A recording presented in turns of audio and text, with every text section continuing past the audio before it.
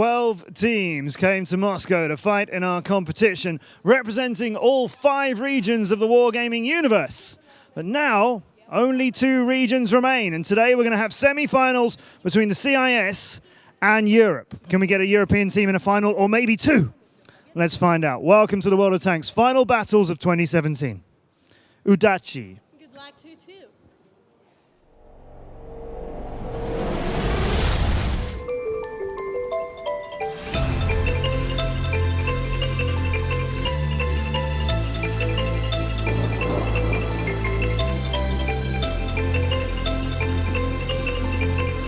Is he going to cross over? Is he going to make this play? Is he going to try? He's spotting the angle. Does he see Muriel? No, he doesn't. He does now! 9 seconds remain. It's going to be Muriel versus Neskri. Neskri's making a play! He's making it play! Neskri picks up the carrot towards Muriel! 3 seconds left and a 3-on-2, a 4-on-2 even!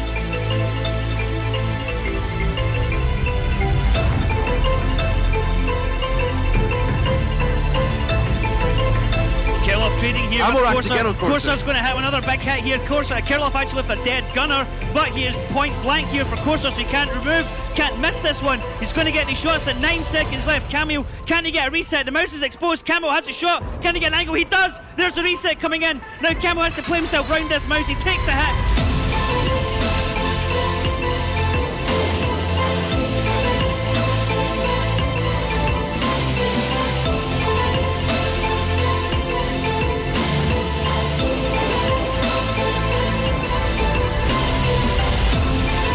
Can provide him some cover. Brett is the only guy who can play around with his HP. Brett going to go in here amongst 2 tanks, has to be careful, he takes one from Welly, wanting to get shots in die 7. Nuki peeking out as well. That was a bit of a bait and a really nice play there from Unique. Sealed this match, finished this one earlier today as it goes on. Oh!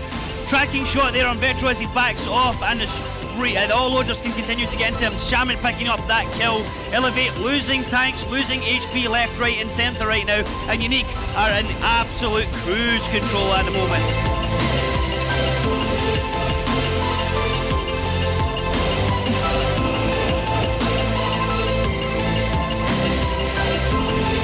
Just realizes what's happening to him. The first connection coming towards Durs with that batch ammo just get on the side of the SDRV. 1 connection from Durs. Needs a few more, 2 more to be exact actually. Hulknick, is he gonna flip Durs? He's actually got him stuck. That's great stuff actually for DiNG, to be honest, because Durs cannot kill Hulknick. Unbelievable. They're on top of each other and Durs is stuck and Durs goes down towards Shukin.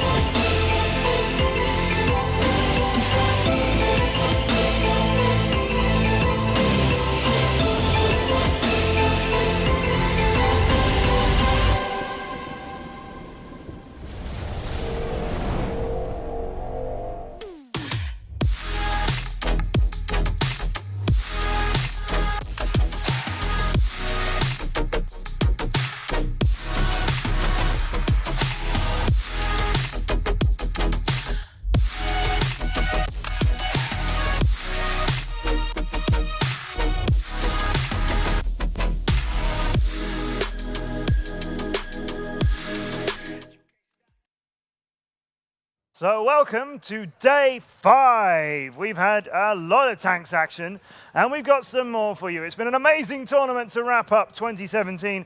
Welcome to the World of Tanks Final Battle. I'm Matt Andrews, having some fun here in Moscow with my brilliant desk guests as well, Myland and Annihilator. Myland, 5 days of professional tanks in a row, and what great games we've seen. It's been very exciting so far, a lot of upsets, but at the same time, it's been very exhausting, at least for us, I guess also for the players. Niall? Yeah, I haven't been able to turn away from some of the matches, you know, really some of the best World of Tanks that we've seen, in my opinion, since the Grand Final, you know, through all the seasons. They haven't compared to what we've seen in the last week. These games have been coming at you thick and fast. Hope you've been enjoying what's been happening here in Moscow. We started off with 3 days of groups with 12 teams between them representing all of our regions, EU, APAC, CIS, China, and North America. Some upsets in there, some big names going out in the group stages, and some teams really stepping up. After all that was done, yesterday was quarterfinals day. Top tier lost to Tornado Energy.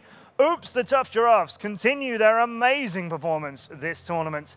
putting away Yato. The North American champions Elevate lost to the brilliant up-and-comers Unique. And then there it is, DiNG and Kaznakru. You know it's a World of Tanks competition when those teams are facing each other. Yet another win in the books, or yet another loss in the books for DiNG and Kaznakru. Today is semi-finals day, best of 13s for both of those games. Unique versus DiNG are where we are going to be starting very shortly.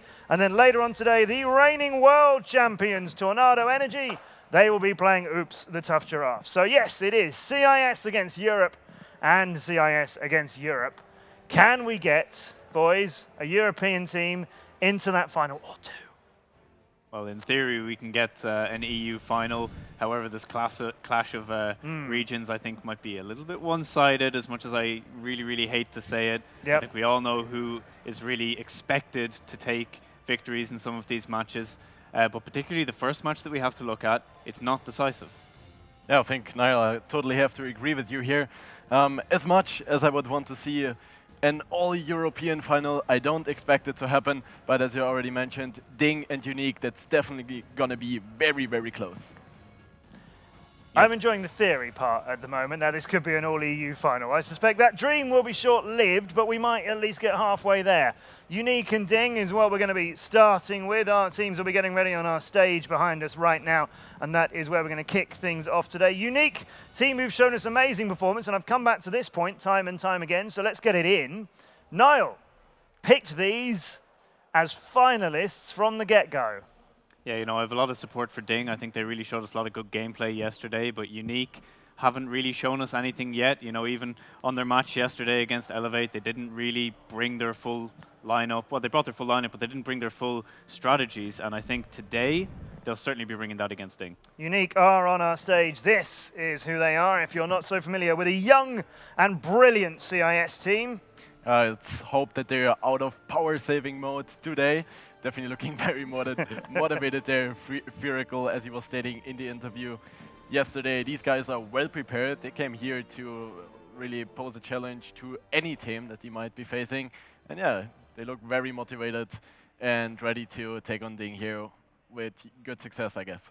Yeah, I think just looking at the previous days, you know, they were kind of chilling in their chairs, not really doing anything Yeah, here. They seem a lot more. They see a lot more jovial, warming up. I think they're very confident in their game today. They've had a long discussion in the pre-match rooms, and they've had a lot of discussion maybe over the night as well, going through their tactics, just making sure everybody's on the same page. So I think very, very focused today. They're really one of the top players throughout this tournament so far. A lot of high damage games from his side. A lot of carry moments. A lot of people in the chat noting that he looks like a certain EU player, a little bit lesser known silver player. I think if you're in on the joke, you'll know who I'm talking about. I think that's Nuki there, just chilling back in his chair, giving us a little bit of a stare out. We haven't seen any stare outs from Unique. You know, they don't really play too much to the camera. I think we might see a couple of things maybe later on. Nearly then. Nearly got one then from the Shaman. They are looking a little bit more businesslike, aren't they? We know these guys are fearless and young and they're confident, here to have fun, but they have really delivered. And they look a little bit like, okay, we're going to take this game a bit more seriously. And they should, because they're facing DiNG.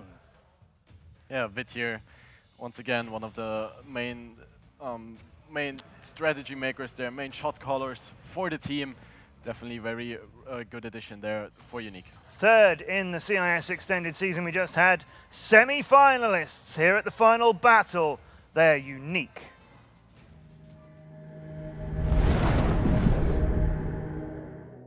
Furical, игрок команды Unique. Ты и твои парни только что дошли до стадии полуфинала на битве чемпионов. Скажи, долгий и тернистый был ваш путь? Да, мы очень много тренировались, больше 7 часов в день на протяжении 2 недель. Но это еще не считая лан-части. По поводу лан-части. Вы отлично выступили на лан-финале в Киеве, вышли с 3-го места на битву чемпионов, но было достаточно обидное поражение от Торнадо. Поведя в счете 3-0, что вы чувствовали в этот момент? Ну, чувствовали, что деремся на равных, но нехватка опыта сказалась, вот, и где-то дали слабину, и все, и развалились чуть-чуть. Вполне вероятно, что в финале вы встретитесь с командой Торнадо. Есть ли у вас какие-то особые заготовки для этого случая? Нет. Нет? А на матч с Rush были ли у вас какие-то особые? Матч с Rush были, но мы готовились в основном к ним, думали, что они будут с нами по нашей сетке, но будем с другими играть. Скажи честно, когда Rush, да, испытали вот проблемы на групповом этапе, болели ли вы за Rush или болели вы против? Мы болели против Rush, но все-таки жалко было всей командой, что это получается какое-то эпохальное событие, что титулованная команда вылетает с турнира из группы. Грустно было. Что такое юник вообще? Что ваша команда? Как вы себя позиционируете? Как уникальные просто и все. В чем заключается ваша уникальность? В общении, в тимплее. Очень много времени проводим вместе. На тренировках даже играем в другие игры вместе. Вот. Ваша команда имеет очень широкую географию, ребята с разных городов, с разных стран. Скажи вообще, как основалась эта команда и кто начал собирать ее по крупицам?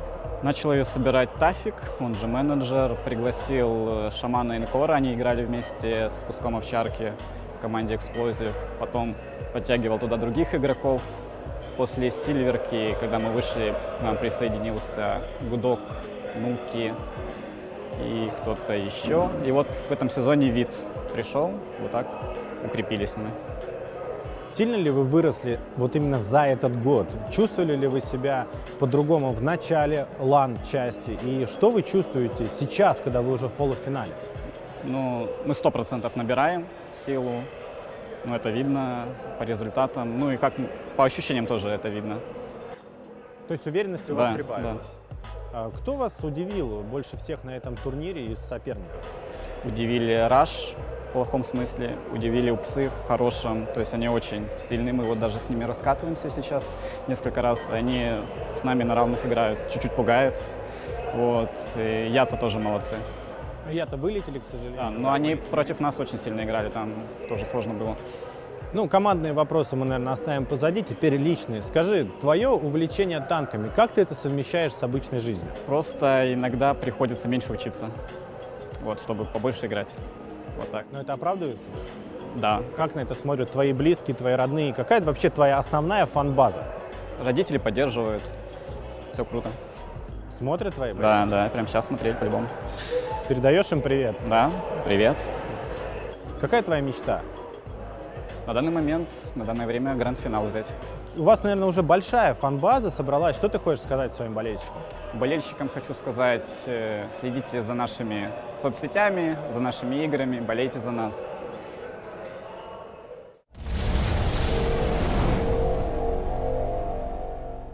Hello, Mr. and Mrs. Firacle. Hope you're enjoying the show. Thanks to Firacle there for that interview. A nice little eye-opener there into sort of the mindset behind Unique and what they came to this tournament expecting. And a lot of respect for them for Rush, as you would expect from any CIS or indeed international team. I would actually like how you mentioned Oops as a positive Yeah, I surprise bet there. you did. And he even mentioned that they are a bit scared of them. I remember actually when I was still playing for Oops, training against them was always a very respectful way between each other, between the teams, between the players, and really nice guys. I can say that for myself. And for a young team, they are really professional here, aren't they? They're doing everything right, not just on the battlefield, but they're handling themselves really well at a big LAN too. Yeah, the vast majority of the top EU and RU teams will be putting in about 6 or 7 hours basically every day of the week, as DiNG have been. See Shockish, the captain here. They would have been training every day. I know they don't train on Mondays, it's the only day they don't train, but they train 1 to 2 times every other day of the week. Shockish there from the beginning of the team with Senya, their new pickup from earlier on this season.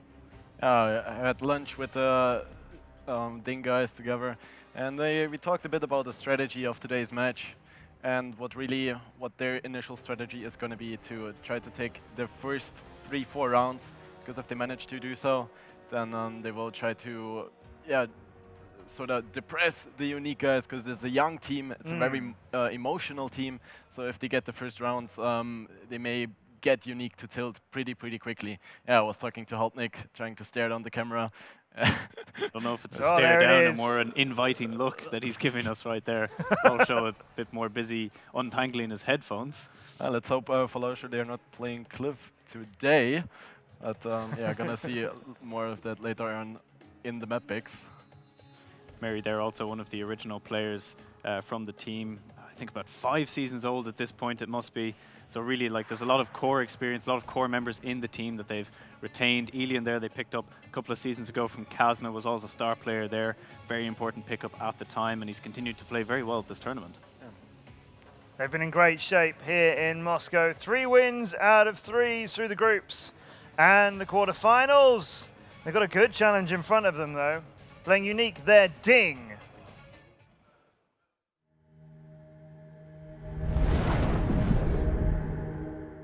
So I'm here with Hognik from DiNG, and they just had their derby, and I'm sure he's exhausted. So take me through your emotions of this tournament so far, starting in a group all the way to now. So yeah, so we started not that well. We almost lost against top tier. It's like 5-4. I can't say we wasn't prepared for that.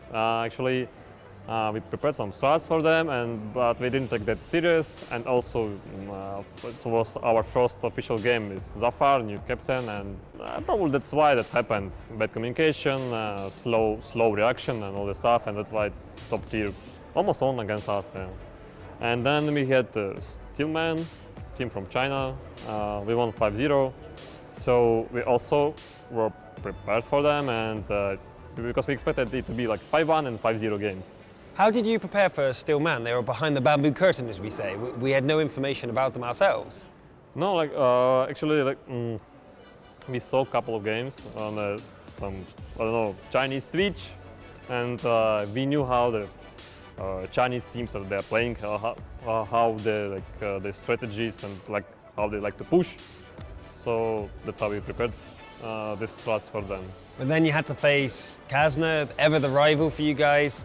Were you prepared, or were you just using your classic tactics against Kazna? No, we had special tactics for Kazna, and we were really hard preparing for them. The score was 7-3, but the match wasn't that easy how the score looks like. So you should rewatch this match if you haven't seen it. Good advice. It was a good game. Now that that's over, your next opponents will be Unique. And how do you feel that's going to go? Like we saw that Unique can play good and the other side they can play very bad, like all the teams in this tournament, so everything can happen. It's like 50-50 game.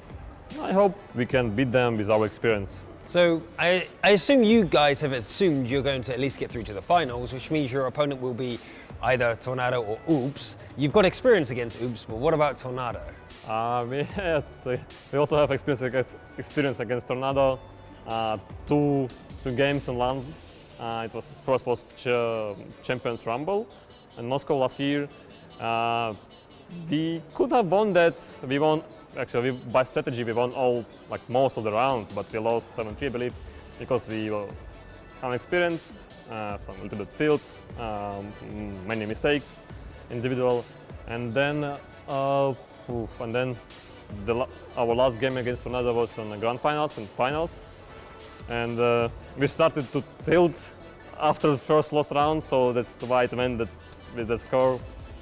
But I hope, as we could see on this tournament, everything can happen, and even Oops can beat Tornado. No? I hope so. That's going to be a good game. I can't wait to see that. 3-2. What about your fans? How have they been supporting you throughout this tournament so far? Yeah, they were writing messages on our Facebook page and even like in personal messages. Like we are pleased to read these supporting messages, and even after we almost lost against top tier, they were still supporting us and like, guys, keep your heads up and just continue to play your game. We are very grateful for this, and thank you guys actually. Right, well thank you very much and good luck tomorrow. Thank you.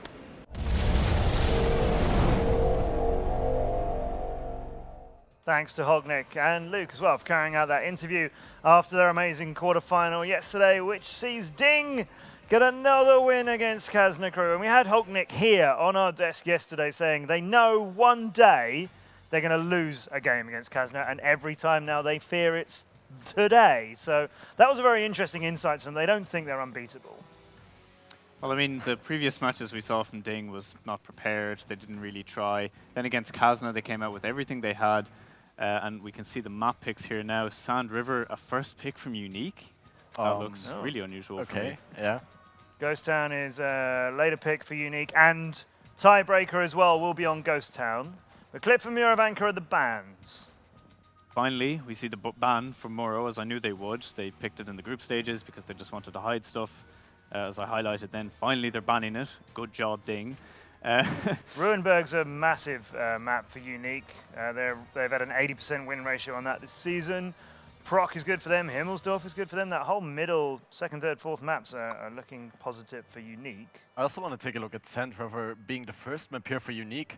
We didn't see them perform that well yesterday on the map against Elevate, and I'm really surprised to see them pick it here first because, as I mentioned before, if they get killed early on, then it could be a really, really hard match for them. Well, yesterday Unique just played a random napkin tactic that they made on the way into the venue against Elevate because it was just a throwaway map for them. So I think today they will have their real strategy on it, which will probably be a lot more effective than whatever the hell we saw yesterday. But I guess they still haven't really prepared on that map because they usually never train it, as you already said, I guess. It's not been trained that much on the Russian server. Russian teams don't really like it, but it's going to be interesting to see. We need to put predictions together because our players are ready, so we need to be ready with some numbers for you. It's tricky, isn't it? We know Unique are going to be really stepping up here, but I am going to give this one to DiNG. I think Unique have had an amazing run this tournament, but I think it's going to stop now. DiNG won't hold anything back and will fancy a repeat at the grand final earlier on this year. But I'll give it 7-3 in favor of DiNG. I'm very confident there, Matt. I like that. I mean, yeah, we'll make the first step towards an all-European final. Yeah, that too. I will go with a 7-5 for DiNG there in this case. All right. Well, I've been voting objectively the whole time so far in this tournament. I'm going to continue to do so. I think Unique is basically going to be more prepared for this. As much as I don't want to vote against DiNG, I'm going to go for 7-6 to Unique. Okay. I'm expecting the tilt. That's what I think might happen here. It's what DiNG are aiming for. Tilt Unique early, and then it might all snowball from there. We will see how it turns out. It's a bit like heart on this side of the desk and head on that side of the desk. In between, though, there's a lobster called Tomato, and let's go see him in his tank for the first time today, and he will show us the way.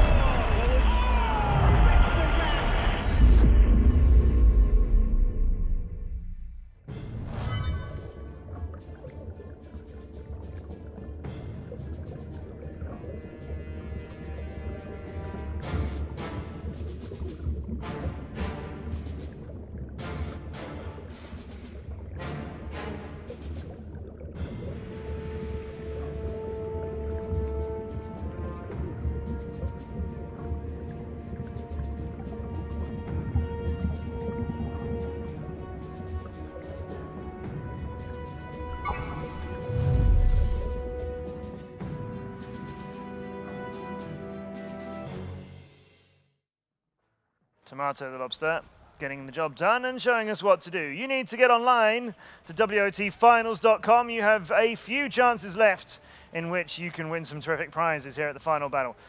Unique versus DiNG.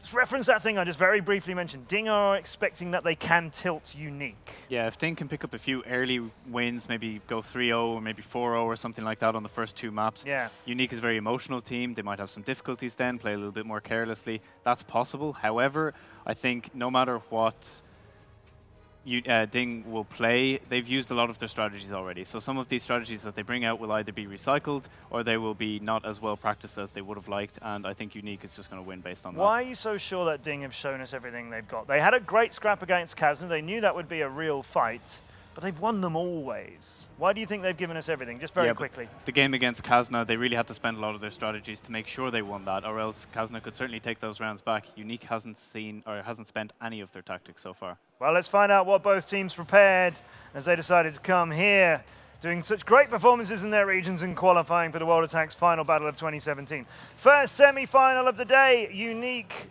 and DiNG. Going to be a great contest, going to be a great cast as well. Hector and Daki, they're definitely ready to take you through this.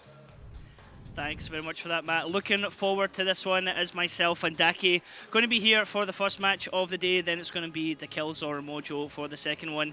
Desk, Daki, all three of them going with... Listen. All I want to Okay. say to the analysis desk is you're a bunch of traitors. Absolutely dead to me, every single one of them.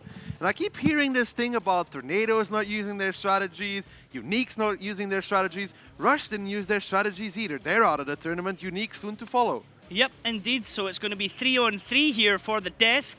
Me, Daki, and Tomato are all going to go for DiNG, where the analysis desk are all going for Unique. I really wonder what Niall will say if Unique loses here. He's going to be like, huh, maybe they didn't have any better I strategies. really wonder how quickly, if Unique take a win, how quickly Niall will peek round this corner and he will, let us know how he feels about the winning things. But things, Daki, that's then and now. Let's get into this one. It's round one here of the semi-finals. It's Unique versus DiNG. It is Russia versus Europe. Unique on the defense, DiNG on the attack here on Sand River. It's the hammer against the nail. DiNG's the hammer, Unique's the nail. They're going to get bashed into a piece of wood like they've never seen before. A little bit biased, but we have to stick with the European region here, just like the CIS will be sticking with theirs. 4 IS-7s, however, for DiNG on the attack. It's a very heavy lineup with a double bat shot on the T100. They want to control the map, but they want to control it with heavies. It might even be a little bit aggressive towards base number 2, but not looking like it so far. Unique red side on the defense for this entire matchup. DiNG are going to be on the blue side here all of the time now. Looking here from Senya in that T100. We've seen him play this tank before, and he is an absolute masterclass in this. It's certainly a way, if you want to learn how to play this tank, just to watch this player. Now, I agree with what the desk is saying, Daki. I think that DiNG are going to look to try and hit Unique hard from the very start here. They are a young team, a little bit inexperienced when compared to DiNG in major tournaments, and DiNG's going to perhaps try and use that to their advantage, try and put them in a back foot and see if they can perhaps tilt them. All I want to say is Unique Sand River yesterday, it was devastatingly bad, to be completely honest. There was nothing there which could have really surprised us. Elevate should have had them on it as well, and DiNG is a better Sand River team than Elevate, in my opinion at least. They have trained it coming in before this tournament, speaking to them as well. They said that if they pick this up they want to go out of the first 2 maps 3-1, and Sand River is going to be the one to pick up the first 2 rounds. Yeah, definitely. DiNG have looked a bit strong, and yeah, we were sitting talking to him this morning and said we've done this before, and Unique looked a bit ropey on here on Sand River, not quite knowing what they want to do, but DiNG here, they're on attack. They have to make the plays. They have 10 minutes to try and do something here. They need to either cap base or cap base 1 or base 2, or they have to kill all the tanks from Unique. Unique on the defense just need to kill everyone for DiNG or hold out until the timer counts down. Once that hits 0, that will count as a defensive win. See these IS-7s here on Sand River really being used well to spot that turret. Obviously, when you see it from the front, you're not going to go through it. So mainly spotting Vit here. It's going to be looking towards the cap. DiNG will have to clear him out at one point. It's probably using Binos, Camonet as well to be even more stealthy than that little T100 already is. But so far, DiNG just taking map control slowly but surely. They're moving around the map, trying to find an opening, taking all the steps they want to take. They've taken K0 now. Ilian's going to be looking, and with Senya over there, they have a lot of intel. We can see here V does have binoculars, does have T1, does have a Camonet, so he'll be able to spot most of the cap. And DiNG, if they want to go for that number 1 base, they'll have to spot him out at one moment in time. Patient play at the moment here from both teams. Unique will not wanting to do anything to kind of expose themselves unnecessarily and cause them to get shots. At the moment, no team is actually taking any damage, and just as I say that, there is shots exchanged. Zafartic taking a hit in his IS-7 for DiNG, and Unique getting a hit on Godlike and Firico in their Super Conqueror and IS-7 combo. Yeah, that's a better trade for DiNG than it is for Unique. That Super Conqueror needs to preserve for as long as he can. Senya gets a nice cheeky pad on the side there on towards that Super Conqueror. Now DiNG, you can see those IS-7s just here for map control. It is a mean machine to get through. Senya takes a shot there. He needs to be careful. But so far, DiNG has taken that map control. Now they need to figure out, can they get on the cap at the T100 unspotted? If they can't, then they'll have to figure out where Vit is sitting in his. Let's see, DiNG, how are you going to play this one? Batchat covering up at D2 in case there's any kind of overlap. That's not going to happen. Shots being exchanged here, but nothing really connecting. Senya has taken a hit here in that T100, and he backs off from the cap circle, getting himself spotted. Yeah, they should realize now what is up. There's another shot coming there on towards Spherical. He needs to be careful. Senya as well needs to be careful because Veed is spotting him out. DiNG here in the lineup. You will notice that Zafarchik is currently playing for DiNG, formerly playing with Gohard all season. Breakneck sadly unable to make the tournament due to personal commitments. But DiNG certainly doing the best they can without him and doing extremely well here, getting through to the semi-finals. Senya now getting spotted out again in this T100. That should give the game away. That the T100 from the side of Unique, which is Veed, is sitting in a location where he can spot him out. So DiNG know the cap right now is not an option. They need to figure out first where Veed is sitting. I don't know if they can though, because to spot that T100 you need to come very close. It depends if Senya can find an angle on the cap unspotted. It's doubtful, but we'll see.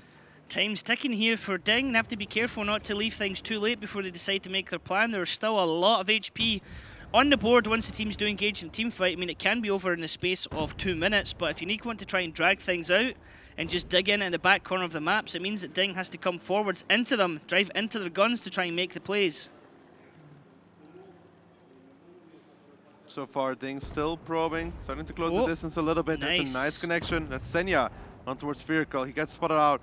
They are bleeding Unique very well so far, but as long as they don't get Veed, they don't really have an opening. Now, the symbol beside Firical's name means that he has a dead driver. It's very common here for players driving in Super Conquerors not to take med packs on Super Conquerors. He did get on the cap and spot. So Firical will not be able to heal up that driver. He's going to be playing for the rest of the round without a driver. He did also have a damaged ammo rack and repaired that immediately, not wanting to get hit in that area again. You can see they're just leaving Senya and his T100 at the cap. He did find an angle to get on it, unspotted. Obviously, Unique is not aware where Hulknik is not aware where Elian is, so they are the rotational power here for the side of DiNG. If they can find an opening, maybe on towards the Shaman, it would be a very good move. But don't forget, Shaman is covered by his own Batchat from Welly, who's sitting on A8, so going for that will be difficult. Godlike and Firical will get himself spotted as he try and peek over the ridgeline here. Shockish keeping him lit. Shockish preserving his HP well. We saw Positive in a similar position yesterday with Elevate taking lots of damage in that area. Firical trying to do a blind fire into the cap circle, not hitting anything. Senya safe for now, but he backs off out of the capture circle. Senya still just probing, trying to figure out where Veed is sitting or if somebody's in the houses. But time is starting to tick down here for DiNG. There's going to have to be a move, and it's going to have to be within the next minute. They're going to have to start pushing up, but it looks like Shaman in his IS-7 is going to be what they go for. The question is, can they get there unspotted? I don't think so, because Shaman's playing it well. Shaman keeping himself on the ridgeline. Mary pushing up on him, but Shaman knows not to back off in that area because he knows there's a reason why Mary's pushing up on him. Just waiting perhaps for the back chats. He's expecting this one. Mary peeks over. Mary takes a hit, holds the shot, actually misses with his shot and continues to push. Now the back chats are going to go over, but look at this. The Shaman continue to push up on the ridgeline. Mary's trying to keep him back. Back chart's able to move over. They are spotted, and this is DiNG making their play. Mary taking another hit there in his IS-7 as the two back chats come over. They want to drop Shaman. In the meantime, Lulshow is taking a hit in his IS-7 as he's coming through the middle. DiNG, if they want to make this fight, they have to work. They have to do the damage here. This is good though for DiNG. Shaman kind of isolated Elian, controlling Welly. Shaman's going to go down, that's for sure. That's the first opening here for DiNG. And after that, Welly exposing his Batshot. He's going to have to get out of there because now Welly is going to be the next target for DiNG. Now the big question here is, what can Unique do in return for this? DiNG can start doing a lot of damage, but what can Unique actually do to turn things around? Hulknik almost dropped down into one shot here. Has to be careful not to take a hit there from an IS-7. He does. It's Godlike finishes him off. Zafarchik going to peek over now. Nuki with 4 shots still left, able to do a lot of damage. Firical taking damage in his IS-7 as well. He's down. He's almost onto a one shot as well at 482. That was a bad play there from Zafar, overcommitting to get the kill on towards Firical. Finally Meritorious picks it up now, and now Elian clipping on towards Nuki. Is taking a lot of damage, but they can't forget about Welly. Welly's still in the back lines, could be annoying, but DiNG so far with 5 guns against 5 from Unique, but Veed has a lot of HP in that T100. It's not as effective right now. Push continuing on here from DiNG as you're trying to look for more tanks of Unique. It is 4-on-4 at the moment. DiNG with 2 minutes left to try and win this one, try and drop the tanks of Unique because they're not going to be able to do a cap tactic here at the bottom of the map. However, it is 1-on-2. Shockish fighting for survival down here. Lucifer below him, and the T100 was there as well, but it looks like he's been able to get out of the way. Veet moving away. Welly here with Senya. Senya wanting to take this fight, but Welly has a full clip. Senya has to play it very carefully. Senya just needs to wait for Elian, to be honest, to come and support him, not to die here. Elian will come, and then in the meantime the cap will be started by Lulshow. When he gets on that, ooh, Welly dies though. That's not as good, but still they should be able to close this out. Elian needs to pick up the kill. Lulshow and the cap in the meantime. If they do that, There we go, Ilian picks it up, Shokish controls Lucifer. There's still time to cap with 2 guys, and DiNG, yes, time got close, but they are winning this round. Shokish now one-on-one here with Lucifer, waiting on the backup coming in, but they're going to go up in the capture circle. 50 seconds left. Lucifer's going to have to push up into capture circle if he wants to try and get a reset, but he has to go past Shokish here. It's going to be up to him to try and get a tracking shot, or the tanks from the capture circle can always come down and just try and kill Lucifer with their teammate. Nice hit from Shokish. Lucifer 409. Shokish should be able to pick this one up on his second shot. Lucifer having to push up on him, and this is going to be DiNG taking round 1 here against Unique. Yeah, definitely DiNG's round. Shokish picks it up.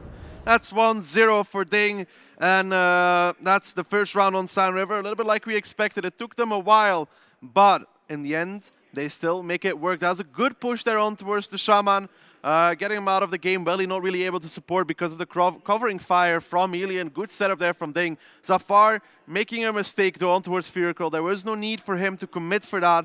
In the end, it didn't really matter because his team was still ahead, but a mistake like that could have costed them dearly if it was a closer round. But DiNG with the good read, the good reaction, and outplaying Unique. Nicely done there from DiNG to take the first round. Exactly the start that they wanted to do here. I want to try and put Unique on the back foot, trying to assert dominance from the very start and just continue that pressure. As we're saying, Unique, they've been to an RU finals before. It's their first major international tournament here, and DiNG wanting to try and use the LAN experience that they have. Very experienced team here multiple times here, been to New York, been to Poland, been to Russia, and DiNG trying to just assert that dominance over the young team here. Yeah, but like the analysis that said as well, DiNG want to make Unique tilt, and picking up the second round on Sand River is definitely the way forward to actually do that. If they can bring it 2-0, Unique semifinals might start getting nervous because DiNG is not a team that easily lets their opponent come back into the game. As well as the push on towards the Shaman here, that was good stuff. Ilian covering on towards Welly, just well executed from DiNG. Hulknick and Mary, this is where Senya up against Welly on a one-on-one dangerous situation here, but in return, the rest of their teammates starting to get the drops using their HP. Very nicely done. Yeah, this here, Senya, I mean, again, it doesn't really matter. There was a nice shot from Welly, Senya missed. Well, sure. This is, I believe this is from the start of the match. This is not currently now. The teams are not currently messing about right now. Usually with these player cams, they always try and record footage at various different intervals. And you can see the emotions generally when teams die, when teams go down. It's unfortunate for them, unfortunate situations. You can see the excitement when the teams win as well, when players get their kills. I'm still surprised by the Sand River pick so early on, though. I mean, if you're Unique, you can't ban everything. You don't want to play Cliff. It's best to get Sand River out of the way. Maybe even lose it to 0, knowing that there's a big chance that you will, and then moving forward. I don't know though. Like Sand River defense, I think it's going to be just even harder for them to win on the next round, if anything. To be honest, like you've just lost your defense. Yep, so, and this was their pick as well, which is confusing. That's what I said. That's what I explained. They picked Sand River because they know they're not good on it. Wind out of the way. So they know, like it's better to lose a 2-0 in the beginning of the match than be like 5-3 for DiNG at one point, and then bring them right back. Or be like 5-3 ahead and then you play Sand River and it's all even again. Yeah. But now Sand River again. DiNG on the defense, Unique on the attack. Triple I 7 on the attack with a T100, a Super Conk, and double bat. Pretty much the same lineup as DiNG had.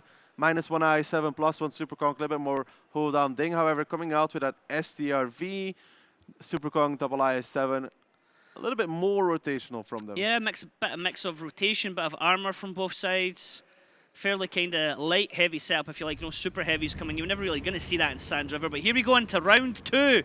Unique versus DiNG. For this semi-final match, DiNG currently leading Unique 1-0.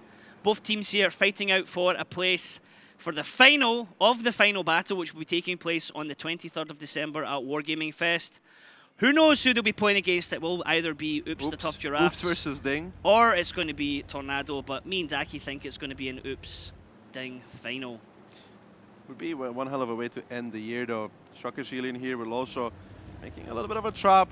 You have Senya spotting ahead. Ilian's going to be hiding there as well. They need to be careful here. If there is a big commitment from Unique on this side, they could whitewash these 3 tanks before anything even happens. Unique holding position here, looking at the viewpoint of Welly in that T100. Another player here who is exceptional in that tank. We have Senya in the T100, also for DiNG. And another player we've seen play exceptionally well in the T100 has been Canadian Impact for Elevate. Certainly players, Daki, that you can see these specialist players, if you like, really making the most out of their vehicles. Welly really getting close with those shots, but Senya doesn't flinch at all. Gonna play over there in that T100. It's a little bit of a duel here. There's 4 tanks there, 4 unique. There's 4 for DiNG, so it really depends on these trades who will get ahead over there. Hulknik just covering Zafar. Here comes Godlike though. He will push Senya back, but there's still the double Batcher and the I-7. Trying to gather up here, but they don't quite know how many tanks DiNG has in that bottom corner. Senya trying to bait them up. It's all going to depend on what Welly can see when he goes forward. He's going to go up on that hill right beside Senya just now as he's driving past on the left-hand side. And is he going to be able to see all the tanks from DiNG? And in return, are DiNG going to be able to get their shots off when they are lit up? Godlike just pushing forward. He's supported by 3 tanks. DiNG just holding. They want to give Unique a false sense of security. Make them think that everything is clear, get a commitment from one of the guys, and then push out and kill whoever is there. Godlike's going to go here. It's going to be a 4v4 though. And then we're going to see Welly just go past him right where Godlike's pretty much aiming onto the hill. 2 Batchats coming as well. Could get a hell of a fight, Daki, in this corner, and it could be all decided here. Yeah, but I get a feeling back. One Godlike's, Unique is yeah, he's staying holding back. I get a feeling Godlike's going to go here, peek, and then just back off around the corner. Godlike won't find anybody so far. It's a 4-on-3 in this corner. Welly spotted. He knows someone's very close. Godlike does a blind fire shot. That should be enough information there for Unique. Welly just dodging a shot, but in the meantime, Mertorius is taking a hit, and his Super Conquer playing on that ridge line has to be a bit careful. Shaman is going to go down for this probably. He just went past on his own. Nobody else really supporting him here. Are DiNG going to spring the trap? Are they going to jump down on the Shaman? He is right in front of him, right beside him on that area. If they decide to spring the trap, he's spotted. Oh my god, DiNG are not spotted yet. They know, or they have all this information about Unique, and Unique have no idea that DiNG's there. They're going to go in a few seconds, I think. Here they come, also around the corner with double bat shot. The Shaman is taking the first hit. DiNG, but oh, the damage already into the Shaman. He limps away on 5 HP, just managing to survive that trap. No further damage going out to the tanks of Unique, but DiNG taking a couple of hits, and the Shaman still surviving. Yeah, Senya will go on the hunt though. Godlike is running as well. Welly is trying to get out of there. Senya peeks up, doesn't get the shot. Firkle now in a little bit of trouble as well, and Unique forced to scramble, forced to run, and this is not a good start for them whatsoever. Shaman on just 5 HP, and Godlike, he could be in trouble as well.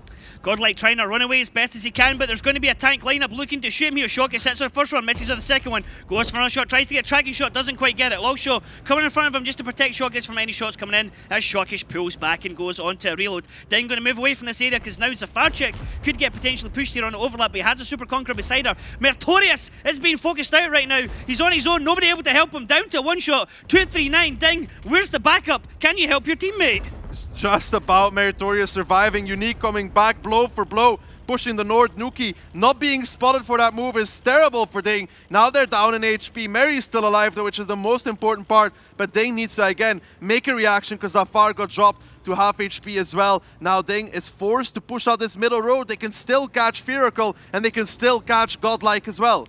DiNG's Batchats IS-7 pushing down into the dry riverbed here, or Sand River gets its name from. How much damage it's going to do? I just wonder how much not killing Shaman when he could have done is going to affect him later on. As we can see, damage being done into Firacle, trying to focus him down. Shockish taking a couple of hits. Alien coming around in the background. That's 2 Batchats shooting into the butt end of this Super Conqueror, and he goes down. First blood going to Alien. Yeah, but in return though, Welly picks up Senya in the T100, so good trade there for Unique. They lose their Super Kong, but in return they pick up that T100, that mobile rotational tank, and Shockish needs to be careful because he doesn't have enough ammunition to kill all of them. Hulknik here kind of torn in between the tanks as well, and Nuki from behind.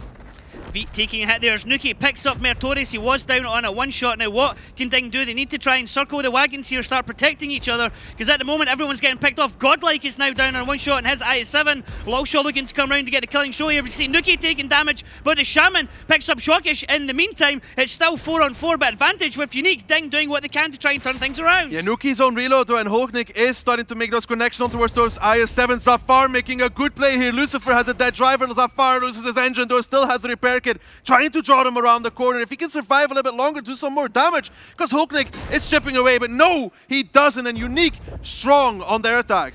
Veet picking up Zafar there. It is now the 5 guns, my apologies there, forgetting Shaman there on 5 HP of Unique against 2 of DiNG. DiNG tried to do a trap at the bottom, didn't quite kill the tank in that situation. Unique able to pull back and then force a fight on the other side of the map, knowing that DiNG had committed 4 tanks in that area. The gap has started now for Unique, and Nuki picks up Hulknik. That's good for them. Some misplays there. Meritorious not in the right position to deal with it. Neither was Zafar. They lost a lot of HP on those tanks, and then losing Senya as well, kind of crucial. Looking like Unique going to be picking up their attacking round here as Lulshaw now the only tank left alive for DiNG. So this is going to be 1-1 here. Sand River, first map of the day. And Daki, I think if you're Unique, you take that result. You take that result. Yeah, they'll be happy with picking up at least 1 round on Sand River. Lulshaw nowhere to go in that IS-7, kind of driving in the open. Shaman picks it up, and that tank on just 15 HP, or was it 5, one of the two, did still a lot of work. DiNG not getting the kill on him. Yes, the nice trap, but he survived. Survived and lived to fight another day and continued to do damage for his team. Now, playing in a best of 13 here, so it's going to be the first team to get to 7 rounds under their belt are going to be going through to the finals on the 23rd. Once we've played 6 rounds, there will be a short break. Teams have time to gather their thoughts, have a little break, talk team tactics, and then we'll get right back into the action. So whatever the score may be after those 6 rounds, we'll take a break. Could be 3-3, could be 4-2, anything like that.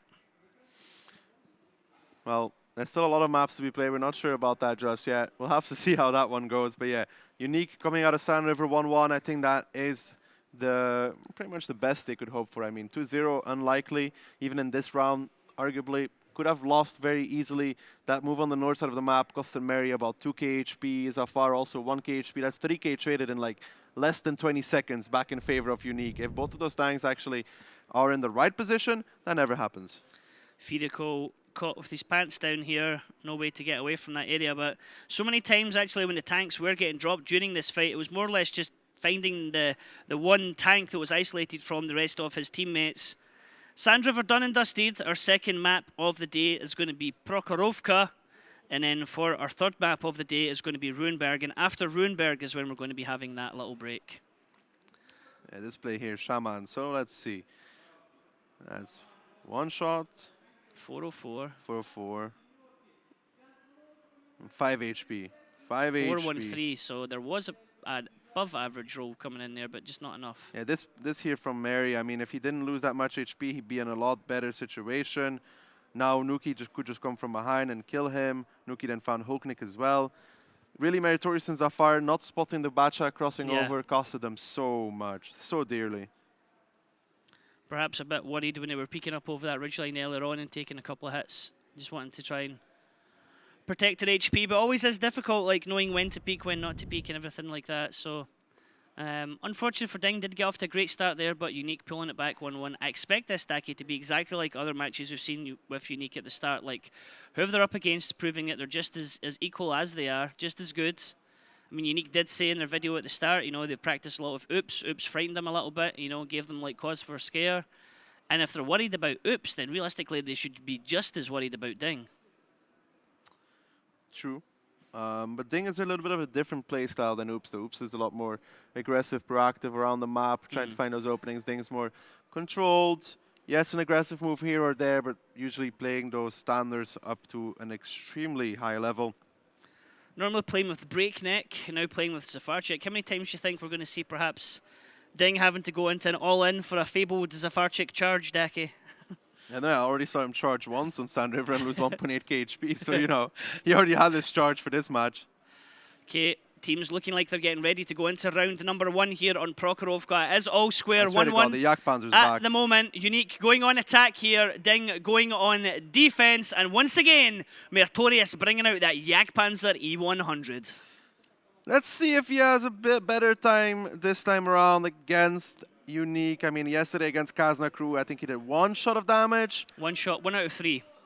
So, you know, maybe today having a little bit better. Unique with the standard lineup here. Very heavy, very middle orientated. 1-2 line, it's not a way for them to push out, and DiNG just going to be trying to control all the other angles. They're a little bit lighter, obviously, because Unique only has one single T100. Everything else is heavies, and they're going 1-2 line with everybody. I was going to say, Daki, if you're Look Unique, where the Jagdpanzer is, though. yeah, if you're Unique, you're going to think to yourself, okay, the Jagdpanzer is going to protect the 1-2 line and everyone else is going to be on the other side of the map. But DiNG are playing a bit of a mind game here. They're sending the Jagdpanzer the other side, and they're putting everyone else on the 1-2 line, expecting the push from Unique down 1-2 line. And this is an interesting kind of read stroke bait from each team. There's a lot of tanks here for Unique and a lot of tanks for DiNG as well. The problem is that a Jagdpanzer will not make it to the engagement on time. There has to be a lot of damage on these IS-7s coming out from DiNG. Although if one of these Super Conquerors peeks in the middle, Meritorious could smack him on the side for a 1050 average. And these IS-7s, the entire time they're pushing up here, they still have to have the worry that the Jagdpanzer still might be up there. So whilst the other tanks of DiNG are going to be shooting them, there's still always that fear in the back of their mind. Is there a Jagdpanzer here? Yeah, but DiNG needs to do the damage now. They need to farm these IS-7s, kill at least one before they get too close. Senya now should be running as well, but DiNG, they should have the crossfire set up for this. There's 3 tanks shooting them already. Senya backing off as the Shaman in the front tank is taking multiple shots. Godlike also taking hot shots. These IS-7 spreading out. Godlike turning right. Shaman continuing to take damage. Godlike might get hit here by Meritorious. He is peeking up over the middle. He's going in with Nuki, but they are keeping themselves protected, using the terrain to their advantage. Can Unique actually do this? Because it looks like they may be pulling this off, Daki. Shaman continuing to take damage. Meri doesn't have a line on someone. He looks like he might have a line on Godlike. He's aiming up the shot. He's looking to try and hit Firikul in the Super Conqueror, but Alien getting the first kill here on the Shaman. Yeah, this is just a shooting gallery for DiNG. They haven't taken a single shot of damage. They do now on towards that far, but the damage has been done. Unique realizing what DiNG did yesterday, trying to counterplay, but DiNG, they weren't taking any of it. Oh, we're going to have to censor this replay, ladies and gentlemen. This is an absolutely brutal murder we are witnessing here. DiNG still with tons of HP on the board, and Unique are just getting absolutely pounded right now. It's like pushing somebody over and kicking them when they're down, and you still have Meri waiting to absolutely remove someone off the board. He already gave Firikul a big shot. Veed now in no man's land, and Unique, they watched what DiNG did yesterday. They came out with a counterplay, and instead they got double countered. Wow, this is an absolute stomp. This is great for the morale of DiNG. This is exactly what they want. Some kind of pressure play, something to really kind of rock Unique, put them on the back foot and make them think, damn, we just got it butts handed to us. Senya here might go for the ram, and he does to close it out. That's 2-1 in favor of DiNG, and that was... they got it handed to them. DiNG yesterday had 1 bat and a Jagdpanzer in 1-2 line. Yep. This time around they had an SCRV and a Super Conqueror and an IS-7 and a bat. 4. Yeah. So instead of 2, they had 4 guns who were farming these IS-7s. And I'd like to ask Niall right now, is this these kind of better strats that we're going to be seeing from Unique, or what point during the match will we see those? Is this one of these things where like DiNG have used all their tactics and because they don't have something new? If this is the best Unique's going to bring, then it's kind of worrying for the rest of this match. Because to me that looked like something that DiNG have done before, but they did something different which was unexpected. So that to me is kind of like a new tactic, isn't it? I'm guessing Unique's just saving strats for the finals. Perhaps, yeah, they're looking to save tactics for Tornado. I mean, Unique do have a bit of experience playing Tornado, but so does DiNG, and if DiNG can get through to the finals, then that is DiNG in every major tournament that they have played for, what, the past 2.5 years or something like that? They've been through to the final match. No, not. Well, we'll say 1.5 years then, no, yeah. Also no. I'm sorry, Champions Rumble. Champions Rumble they didn't progress. They got Champions Rumble. They got defeated by Tornado at the start, I believe. They did not make it to the finals there. So everything but 1. Decent. Can't really argue with that as a result. But that was, yeah, it was brutal. I don't know, that's Unique trying to mind play DiNG here, but in return, like, they got the door smashed in their face, and then the door got pulled off the hinges and got dropped on top of them. Yep. And Meritorious sat on them. Yep, that was actually, in a way, it was nice to watch, and in a way, it was. I closed my eyes during that. I'm too young to witness this. If you're under the age of 16, please make sure you have a parent guardian giving you permission to watch the replay of that round there on Prokhorovka. Now, how are things going to go next time around? Unique is going to be mad with that, though. They're a young team. They're trying to counterplay here, and in return, the only thing that happens is DiNG's like, Unique. Well, also, like, is that it? Is that it? Did we just win, guys? Is it over? Really? I mean, just look at this. This like is Unique is like this is what, like, I don't want to say, focus but this fire. is I mean, what there's foolish. a big hit going into Godlike. Yeah, a that's Mary, I think. 1,066 into the flank of Yeah, Godlike. I think that was Mary there with one hit at least, and then he had Fear Curl as well. But like, this is the thing though for a young team. Like, you're so eager to win. Nuki just trying to shoot Alien. Alien's like, all right, mate, how's it going? I'm just going to ignore you and go after your teammates. But yeah, that's a thing of a young team. And then Alien turns around and says, actually, no, I'm Nuki going to set you on fire, and then I'm going to deal with you. They're so eager to win, so eager to counterplay DiNG that, you know, they're kind of maybe losing a little bit of sense of reason here. Like, yes, they saw what DiNG did yesterday, but DiNG would be foolish to play the same thing twice. Yeah. Because DiNG before also played on their attacking, like for example, DiNG on their attacking side, I think it was against top tier, against top tier on Prokhorovka defense, they played with double Super Conqueror in K2. Right? They played with double Super Conqueror, and that was it in K2. Now, in the next match against Kazna, they ran the same strategy, but all they did is they put one Batchat there as well. So they put 3 tanks instead of 2, and Kazna's plan fell to pieces. Now, again, on their attack, they play something similar, but they just change it up. They just flip it around. Even if the lineups are the same, you can't. I mean, it's a mind game thing, isn't it? You can't go into it thinking they're going to do what we just saw them do in the previous round. Like, we saw this in the quarterfinals, or we saw this in the group stages from this team, so we know how to play against it. Because there's a high chance, and realistically, there's a much bigger chance that the team are actually going to do something completely different. But then there's the mind game of that they're going to do this and make the other team think, hey, we're doing something different, when actually they're doing the exact same thing. So, yeah, there's a lot of trying to feel out the other team, trying to scout positions, and that's how sometimes when you get to like what we see here at the semi-final stage, the teams don't rush in as much as they perhaps would have in group stages. They have to wait for a bit of time to try and feel out the enemy team, try and spot out where the tanks are and what they think is going to happen. We'll see after this round if Unique is like the keyboard in our screens, tilted. Tilted, off to the side. One in the middle, not got any lights on, everyone else lit up. But looks like we're getting ready for round 2 here on Prokhorovka. DiNG currently leading Unique 2-1, and the previous round was an absolute bloodbath. Now what's going to happen here? Unique on the defense. It's DiNG's turn for attack. Can he make it 3-1, or are Unique going to bring it back to 2-2? Look at this lineup from Unique. 4 IS-7s, T100, double STRV, no bot shots whatsoever. Very heavy to control. They're not going to fight middle with this. I'd be surprised because of the double STRV, but it is very, very heavy. No bad shots. It could cost them in the long run because they lack a little bit of vision control, but if they can control the angles with the IS-7s themselves and get the STRVs to do the damage, they could still be okay.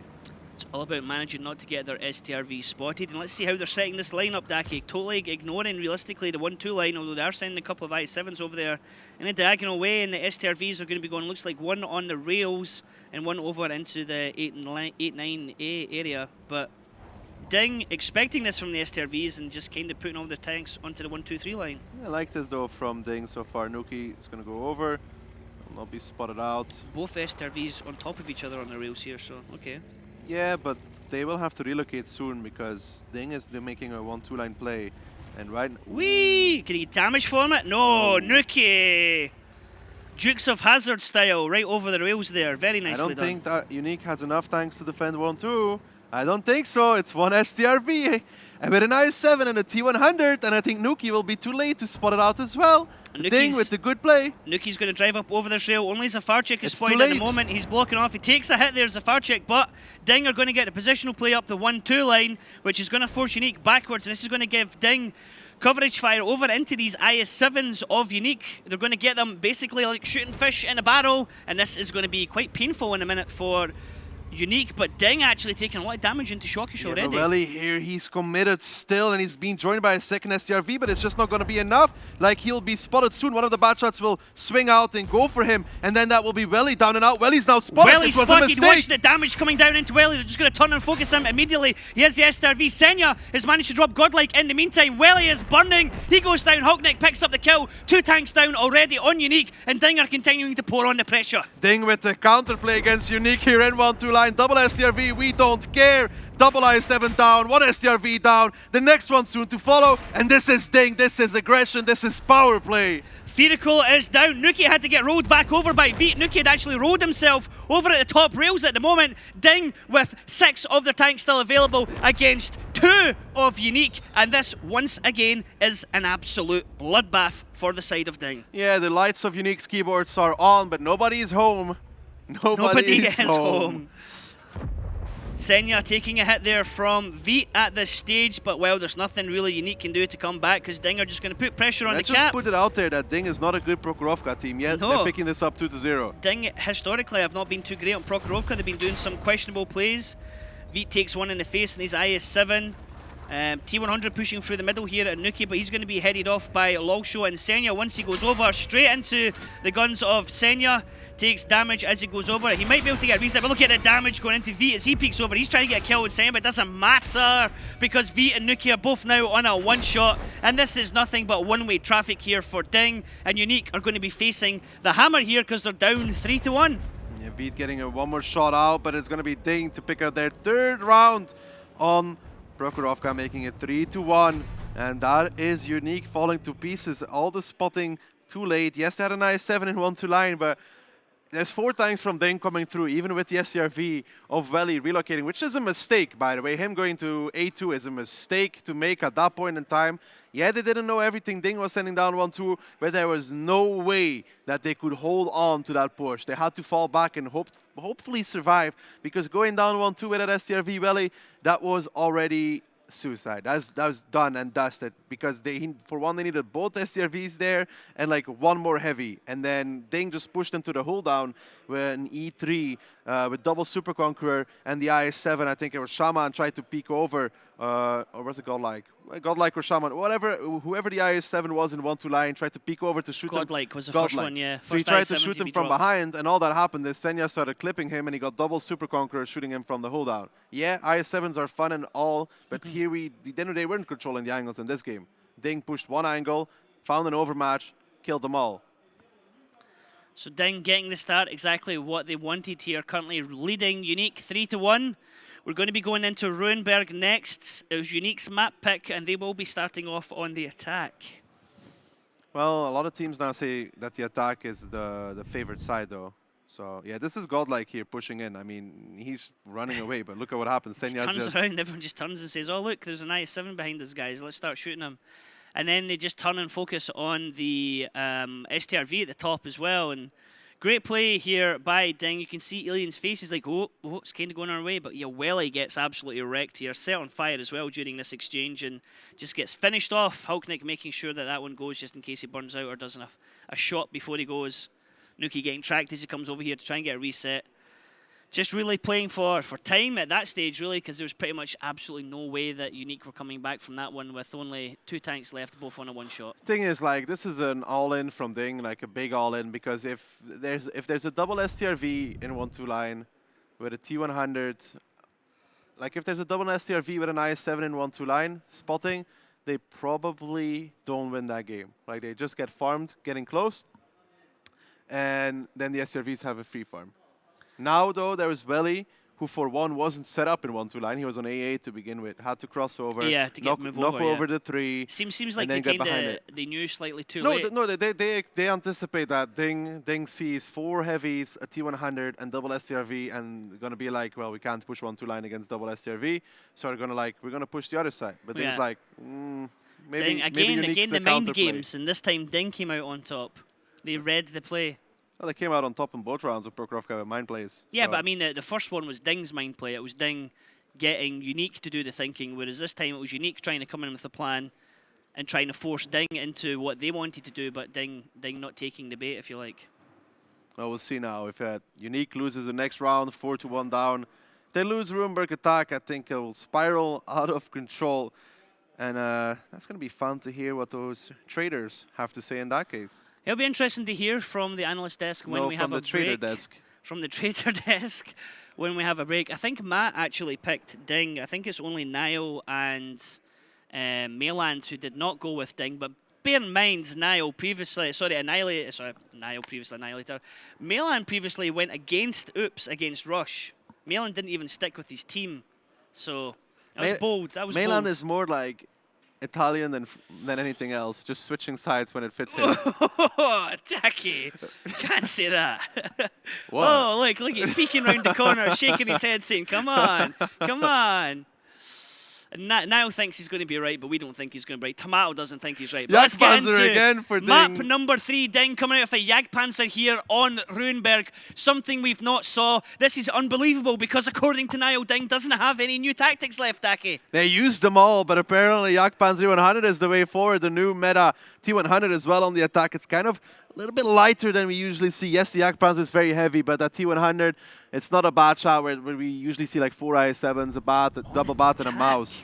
Okay, let's see how this one's going to go. DiNG on attack, blue side Unique on defense. On the red side, DiNG currently leading Unique 3-1. Can he make it 4-1, or Unique going to bring it back 3-2? One way to find out. Interesting to see how this Jagdpanzer 100 is going to be this used. Jagdpanzer has 420 pen. This Jagdpanzer has 420 pen. He can pen he can do 2 things. He can pen the IS-7 turret with a good roll, but he can also shoot HE at the IS-7. If he hits with HE, he'll do 300 damage, about, or more. The question is, what ammunition does Shokish have loaded? It's good quick maths from you there, Daki. I don't know, I'd say around 300. I mean, it's a big alpha gun, so like 300, 400. It's an IS-7 turret though, so it can like really depend. It could be like less, like 200 as well. Depends what the guns from DiNG have loaded, because they could have all have HE. If Shokish has heat, or does he have HE?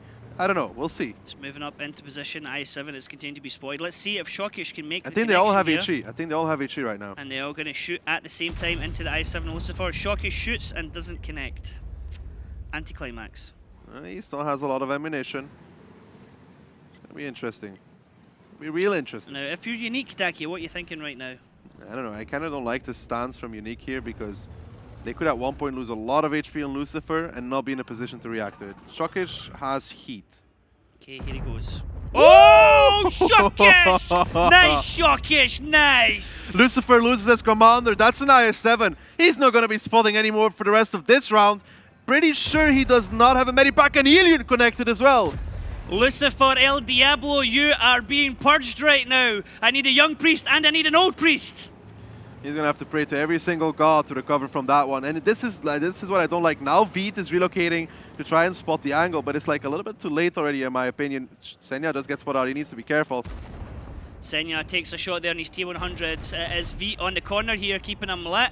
Senya having to back off from the side. Doesn't want to take any additional damage. Oh my god! Welly getting absolute wrecked as well. At some point, his AMX-50B sticking his head out. Mate, there's a Jagdpanzer E100 there. You don't want to do that. You do not want to do that. That's what I don't like here for the side of Unique. I mean, you see the Jagdpanzer, you can make a counterplay in the beginning, but they decided to camp it out, play passive. A little bit afraid even, I think, from DiNG. And now they are in a bad position. Like they decided to camp it out, which is a mistake in my opinion when you see the Jagdpanzer, because like I said in the beginning, the Jagdpanzer with heat 4-0 can pen an IS-7 turret. It can go through it. So camping like this is a mistake. They didn't spot, like they could have easily just after Veet spots the middle, send him back towards like A5 to spot out Senya, and that's all they had to do. Shokish repositioning onto the middle road now, looking for somebody else to be spotted, and then just ruin. He hit 2 shots already. 2 shots already. They even got lucky that he low rolled, because he should be at 2,100 now. Shokish with the blind shot straight out already, backs himself off round that corner. If anyone is lit in this middle area, they're going to get a little bit of a fright, and Shokish is going to be putting himself probably onto 3k damage. I think Unique right now is desperately needing to go to the toilet to switch underwear. They're gathering a lot of tanks up north, Daki, so it looks like it might try and be a counter play, but look at this Super Conqueror coming down the front onto this road. Shokish is waiting. If Nuki peeks that, he's gonna get a hello. Oh, Nuki. Oh, Shokish is moving though, so not gonna happen. He is spotted just at the right time. Shokish will be like, ah! But now Shokish is going to move position up to be able to get farm a T100 or the 113. This danger, this is the thing, like Unique not sure where this Jagdpanzer E100 could be, what road could he be sitting at the end of? Yeah, but look how much HP they've already lost to Welly and Lucifer. Lucifer not having a commander either in an IS-7. Unique, they still have to hold on for 5 minutes and 40 seconds on their Runeberg. If they go down here 4-1, could say it's all over. Shokish is going to lead the push now into the cap circle, it looks like. Well, you can just take the damage on that Jagdpanzer. It doesn't really matter. All he has to do at this point is hit one more shot to have a decent game and do his job. And if Veet gets spotted, if Veet gets spotted here in this bush, Shokesh will snap him, try to snap him. If he hits, Veet's going to be dead. Snapshot in the Jagdpanzer E100. Can you do it, Shokesh? Can you do it, laddie? Well, I mean, they can put the T100 behind the Jagdpanzer as well. They can just shield with him. He's big enough. They're going. The move has started here. They are spotted. Jagdpanzer is spotted. Are they going to see anyone in return? Triple IS-7s going along the top roads. Unique, can you come back and react to this? Watch the HP bars here of Unique, see if anyone goes down. A couple of blind fires going down. IS-7 shooting across. How much damage are the IS-7s of DiNG going to take across? And focus fire into Alien. Very nicely done here from Unique. What can he do in return, though, from the tanks of DiNG? Mertorius now being focused. Shokesh leading round the corner. He's going to come right round into Nuki. Big shot into Nuki. Only 337. Shokesh hits him as well, but no big hit going into Nuki. Nuki still surviving right now. But DiNG bleeding a lot of HP for this as Nuki picks up Mertorius in the crossing. Yeah, it is still possible, though, for DiNG to hold on. They still have the cap going. Losto here is in trouble, though. He's on fire as well. I don't think this is going to work, Daki. I don't think this is going to work. Lulsho survives, but for how long now? One more shot going into him. Shokesh picking up another kill as he drops another tank there over onto 3000 HP. Zafarchik coming round to do some damage, but now he's out and open, taking a lot of damage. Only 3 tanks left of DiNG here. Sorry, 4 tanks left in the capsule gun. Now Shokesh is being focused. He's tracked. He's got his gunner down, and his Shaman's going to push around. He's going to be able to get any resets because Hulknik behind him is on reload. I don't think DiNG can hold into this capture circle. No, it doesn't look like it. Unique holding on their defense. Sadly enough for us, it wasn't just enough. They pushed in with those double IS-7s and they go wrecked for it. I could see what they wanted to do. I could see what they wanted to do, but the thing is Unique, DiNG had left it for so long. Unique had just got himself into a perfect position. Almost every single gun of their team was aimed north when DiNG went to make that play, and they just simply picked apart the tanks crossing, and it was, in the end, actually really easy for Unique to take out DiNG in that situation. They just hit all their shots on the crossing, really. Alien getting tracked, had to bail out of that as well. Meritorious having a worse time as he didn't make it across. And then Shokesh also bounced on towards the Super Conqueror. He didn't get through with his connection. Like, he needed to hit that shot there, remove him. If they killed him, Losto might have been able to survive actually for quite a while, because now he got shot from the Super Conqueror, got set on fire, and that made him die. If Shokesh hits the shot and then Zafar peeks out and kills him, maybe. I think he didn't pen. He didn't pen. Yeah. He just didn't. The shot didn't go through. Had they done that, they could have changed that entire situation, but unfortunately for DiNG, they had a great start there on Runeberg, but then as the match progressed, they just couldn't take advantage of what they had there and couldn't continue to push the advantage that they had there. Brilliant start using that Jagdpanzer E100, something we've not seen really on Runeberg before, and something Unique had to quickly adapt to, but in the end, Unique adapting to it extremely well. Now, how's this going to go in round 2? We're going to see DiNG here on the defense. We're going to see Unique on the attack. DiNG still currently leading right now, 3-2. Can DiNG go into this break on 4-2 in the lead? Or are we going to go into the break on a tie at 3-3? It's going to be interesting. We're playing a best of 13, so as the first team to win 7 rounds will be progressing through to the finals on the 23rd. Not bad there from Unique to get the cross shots in the end. I believe the IS-7 crossing, maybe a little bit premature even, could have perhaps pushed onto the cap with Shokesh, the Super Conk and the T100. The Spendo on See Lucifer. this hit coming in, out. Right in, and he backs off, and he takes another one as well for that. It feels less of something like Unique did good there, and more of something that DiNG did bad there in that round. I feel like they could have just pushed onto the cap with the Jagdpanzer and even made I think they did enough damage to afford putting the Jagdpanzer as a shield for the T100 and playing from that point on. I don't think they had to cross with the IS-7s. Maybe I'm wrong, but I don't think so. I believe they could have just covered with the IS-7s, get the Jagdpanzer on the cap with the T100 behind him, and then just play from that point on. I think then, you know, if Shaman peaks, then he should get smacked for that. Resetting Senya would be difficult. And I think the Jagdpanzer is just about big enough here. Shokesh doesn't go through. Yeah, feels more like more like DiNG lost that round than Unique winning it from the way that DiNG had it. The way that they started off. I mean, let's not be a bit too unfair on Unique. They held their nerves. They were able to see what DiNG were doing, and they were able to react to it. So, from having a spanner in the works, for having a Jagdpanzer E100 being flung against you when you're not expecting it, the reactional play here from Unique showing a good bit of maturity to be able to come back into the fight. I still believe it was mistakes for them to even take that amount of damage from the Jagdpanzer.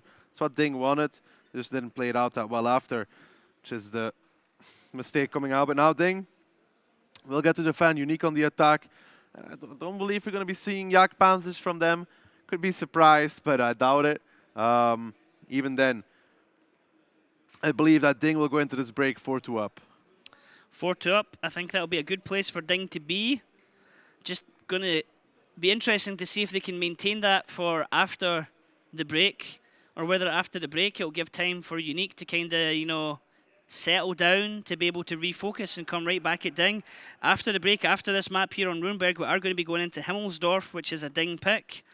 Now let's see how this one's going to go. Round 2 on Runeberg. Unique attacking now, DiNG defending. DiNG currently leading Unique 3-2, but Unique looking to bring this back all level at 3-3. How's it going to go down? Daki, what do you think of the lineups here? Any surprises for you? Any kind of team you're favouring? Double mouse coming out from Unique is not a standard pick on Runeberg anymore. Could indicate maybe a little bit of a northern play with those double mouses, or like we see Kazna crew do sometimes, split up in the beginning, try and get some blind shots and then push the mouses into the middle road. That works as well. They are going to go middle road, so that's interesting. If DiNG just completely ignore them and focus everything on zero line right now, I think they beat Unique. Like if they just focus everything on zero line, ignore the mouses. T100 of Senya running down into that corner, shoots the terrain in the cap circle so it doesn't get any blocking shots. It can sometimes be super critical that can that blocks actually a reset. But Godlike and Lucifer moving through the middle road here. Interesting duo actually, Godlike and Lucifer. Both sides, Daki, above and below.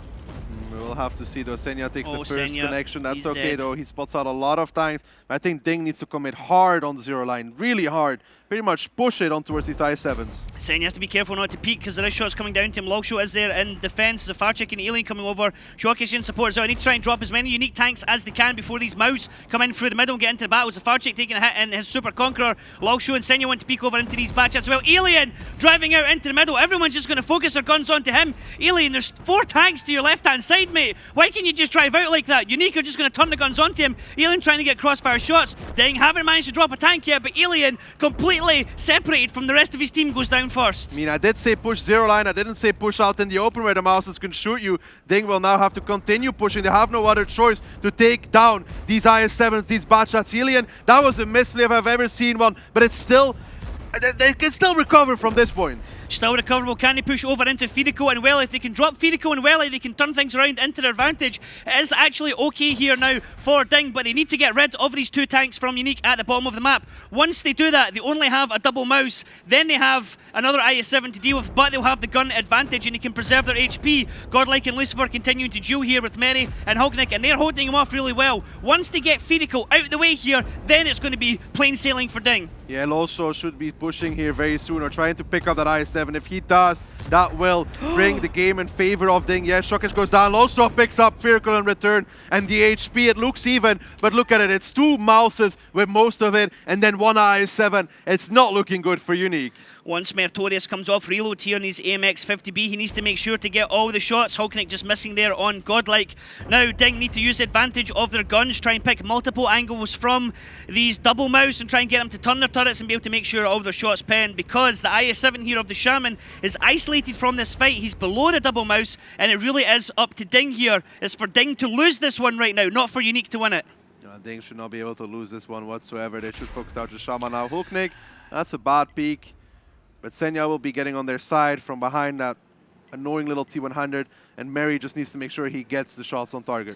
Logshaw looking to duel out the Shaman. He crosses in front of him. Great shot there from Logshaw. Senya's able to get shots into the Shaman as well, so they're double teaming the IS-7 at the bottom, and they're trying to leave the heavies here up top to deal with the double mouse. Great connection there from Mary getting one through into the mouse. But look at this, there's another mouse here, and actually Unique's double mouse combo are taking the pain right now into DiNG. Yeah, but Godlike dropped towards a one-shot. Shaman being focused out by Logshaw and Senya. It's not recoverable, really, for the side of Unique. Logshaw continuing here to duel with Senya as Hulknick finally picks up Godlike. Mertorius get another shot there into Lucifer. Once again, he's saying these DiNG tanks are trying to draw the distraction, trying to make Unique look left way and right way. The Salmon down on 3 HP now, and it's pretty much only Lucifer left. DiNG have taken a beating for this, but it looks like they are going to take this one cleanly, Dake, and it is going to be going into the break, DiNG leading 4-2. Lucifer max rolling Meritorious there, 613. That's always nice to see, but it doesn't matter. Yes, Unique, the HP is close, but got in the game. There's 5 for DiNG, and there's just Lucifer. Lucifer, what can you do left? Hulknick coming down, looking to get a shot. Nice one there from Meritorious. Hulknick going to get round the side of him, try to get one into the front. Actually, can Hulknick get the killing shot? Meritorious picks it up, and we're going into the break here with DiNG leading Unique 4-2 and a perfect situation for them. Absolutely well done. I did say push zero line. I didn't mean alien drive across the open where the 2 mouses can actually hit you. Like I said, when you see double mouse and you see them going south, you need to commit down zero line. The Super Conquerors, yes, they'll take a lot of damage for it because they can get shot by the mouse, they can get shot by the IS-7, but Alien exposed him to everybody sideways. That almost costed them very dearly, but luckily enough for them, Shocker Jafar pushing down and also having a great game there in the 113, really doing what he's supposed to do, but that could have costed them. I think Alien may be a little bit of a communication mistake there. Yeah, it was very strange. If he just pushes down zero line with them, then yeah, he'll take damage as well. He won't go down though, and then they just lose those double bat and double IS-7. I guess in a way it kind of worked out good for them because Alien then acted as a distraction. But I think he was thinking, oh, I can go in for the IS-7, but he had the 4 tanks beside him. If they all drive down zero line, then they still have to shoot at them. That's the same amount of distraction. Yeah. Unlucky, but at the end, DiNG come out on top there. Currently leading Unique 4-2. We're going to have a very short break, and we're going to be continuing with this matchup, so please don't go anywhere, and we'll see you very soon.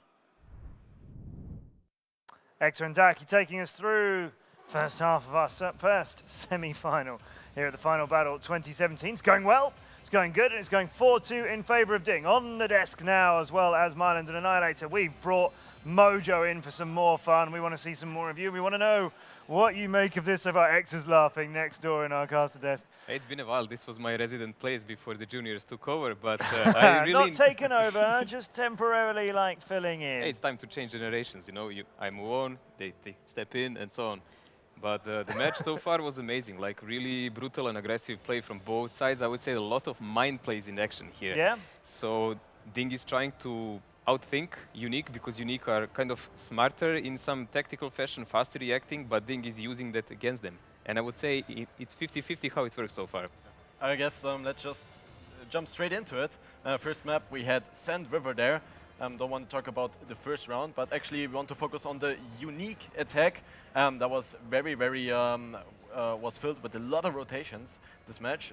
So we see the Unique pushing all the way in the south there, and DiNG hiding forces. So that was already a bit of a mind game going on there. Then Shaman tried to push in there with the Bedhead all alone, and I would love to see his reaction. He just moves up there, and suddenly in front of him there are 3 tanks that he didn't expect there, right in his face, and he gets totally wrecked for that. And yeah, then after that, Unique just realized that DiNG has a lot of forces in the south, so what they would do is they rotated north and tried to counter push there, which they actually managed to do successfully. They called out Mary, who didn't pay attention, who didn't even spot him approaching. Yeah, and then it was just DiNG attempting their last counter push in the mid. But for me, it was amazing that actually Unique didn't even sense the trap. So DiNG tried from the start. It was something that was actually used before. We saw how Isna actually died before against DiNG there. And they should have had a feeling there is something fishy going on there. And they were trying to proxy up on a dune, left a little. And then when the Lolsho in I7 went out around the corner, we like, what is going on here? I don't even know how he survived on that 5 HP. That was really lucky coincidence. But honestly, as you said, like if Mary played it more cautiously, that should have been DiNG round. They really should have been there. Well, the reason that Unique didn't even sense this sort of a trap is because that was their throwaway initial map. They didn't train Sand River, so they just picked it first, get it out of the way. They went 1-1 on it, which was a decent result. Why would you do that? Why would you pick a map in a semi-finals against an opponent as good as DiNG? Because they only have an opportunity to ban 1 map. So they figured, okay, I think they banned, what was the map they banned? Cliff? Murov. No. Murov was a DiNG ban. Cliff is the other Cliff, one. I think. Yeah. So I guess they felt that on Cliff they were even weaker. They had a potential to drop 2 rounds, maybe on Sand. Okay, but if there's only one map you can ban, so you have to play on a map that you don't want to, why'd you pick it first? To get it out of the way, maybe just get that, you know, you don't want that coming in when it's maybe like a 5-5 or something in the late game. Okay. You play a map you don't want, you could drop 2 rounds very easily on that. It seems like it's going to fall into DiNG's hands when we think DiNG are here to get a few rounds off of Unique early to try and tilt them. That's what they've told us. That's one of the things they've got in mind to try and do. So if your opponents, Unique, are picking a map they're not good on to start with, maybe they're not worried about losing a couple of earlier rounds. Well, I guess Unique can call themselves pretty lucky to end up 1-1 on that map. Actually, let's get into the second map there, which was Prokhorovka. A lot of mind games. We were just thinking there, watching both of these rounds. We're like, what the hell is going on? How are they mind gaming so hard? So the first round was the Unique attack, and both teams were set up on the 1-2 line. We saw the mighty Jagdpanzer again brought out there by DiNG, but he actually wasn't on the 1-2 line. He went to the 6 line. So we saw the same setup that DiNG had taken in yesterday's match. This time they used it a bit differently. They shuffled a few tanks around. Jagdpanzer got moved over. They moved some of their heavies, and Unique seemed to just immediately try and counter, but that's not going to work if there's a completely different setup that they weren't We exactly had actually expecting. a little argument here about it because Yeah, here we go. you said it was a recycle of a tactic, and I completely disagreed because in my eyes, yes, you can take the same setup as you used before because you don't have enough time to prepare. But this was a classic curveball. They just left Jagdpanzer to watch over other side, and they set up such a mighty trap here, and Unique just fell in. They ate everything. DiNG saved them, served them. Like they died. Like I don't know. That was like a Pac-Man game. They just tick tick tick tick tick dead. But at the same time, it's such a gamble. They had only the IS-7 spotting on the east side of the map. He can't run away like a Batchat or a Light, so he's always going to die if they take an east line push. The Jagdpanzer can't just sit up and peek up But that's what we on said. the ridge the whole time. It's huge gamble by both teams in here. We've got this little bit from that last round before the break. Yeah, that was the DiNG defense there. Actually, DiNG committing all south. Bit of a mind game as well. They were not expecting any forces from Unique to be moving over the north, and actually it turned out to be working in their favor as all the Unique tanks pushed south. I think in retrospect, it was actually a really good tactic. That seems like a last-minute adjustment to me based on the Unique lineup. Unique had 2 mouses, so the only thing those mouses are going to do is either go down through the middle road or go on the 1 cap somewhere. And then you're 50-50 which side will actually Unique pick, push, up or down. And we saw how confident Ilian was here with these mouses. Like he said to himself, okay, the mouses are very slow through the middle road. Let's try to get the overmatch in the south on those heavies. So that was him just driving out into the open and actually turning all the guns and all the turrets of the Unique tanks there towards him. But I think that that initial south commitment with so many DiNG tanks was not actually about a 50-50. I think they could go there. They would realize very quickly whether there was an initial push coming in from the south, because that will come instantly. A push will not come instantly from the north with mouses, so that they could spot out that, check if they're there. If they weren't coming on that side, they'd be able to rotate back, spread evenly, get all the map control, and then play from there. 4-2 in favor of DiNG. Unique feeling in a bad place? Are they getting to that tilt point that DiNG were hoping they would? Well, we saw them after proc. I think we saw some camps there, some player camps of Unique, and they look pretty frustrated. I just hope that they can reset or use this break to reset and get their minds together and stay strong. Mojo, thanks for joining us on the desk. Very quick prediction from you. Can DiNG keep this all the way through, or are Unique going to turn it around? I think DiNG can actually win this because they're managing to tilt Unique. Now, Unique will have a couple of minutes to relax, but if DiNG keeps up this pressure, they have the huge advantage already. They're experienced team, they should keep it up. And you know them well. There are matches against your boys. All right then, Hector and Daki, back over to you, and let's work out who's going to be the first finalist of the World of Tanks Final Battles of 2017. Thanks very much there, Matt. So there we go, Daki. It is a full-on caster versus analysis situation here for this matchup. Let's be real, we already know who the finalist is going to be. We just need to see a 7 come in front of the name of DiNG and move on as winners. And then we get to hear Niall and Milan make up a lot of excuses to how Unique had the game but lost it, and DiNG got lucky with this and this and this, and Unique should have done this and this and this. But in the end, it won't even matter. It's going to be DiNG going through to the finals. You heard it here first, guys, on the caster desk, not from the analysis desk. We're going with Tomato the Lobster, even though he did seem to get dropped into the tank on his head. All you need to do is remind Niall, Niall is supposed to be this super unicorn player, and I'm like, you're like, what, green? It's been out-predicted by me. You're like green, right? I'm not green. Blue? I'm greeny blue. Greeny blue, okay, Yes. and he got out-predicted by a greeny blue player. Daki, never mind that. It's currently Unique, Unique under the hammer here of DiNG. DiNG leading Unique 4-2. We're going to go into Himmelsdorf. It's map number 4. DiNG starting off on the defense. Unique starting off on the attack. Can Unique come back into this one, Daki? I did say that Unique's the nail and DiNG's the hammer, so they're getting put into the chopping board right now. Double Type 5 heavy for both these teams. Triple Super Kong for Unique, double for DiNG. DiNG then coming out with an E4, 113 and a bad, and Unique with a 50B and a bad shot.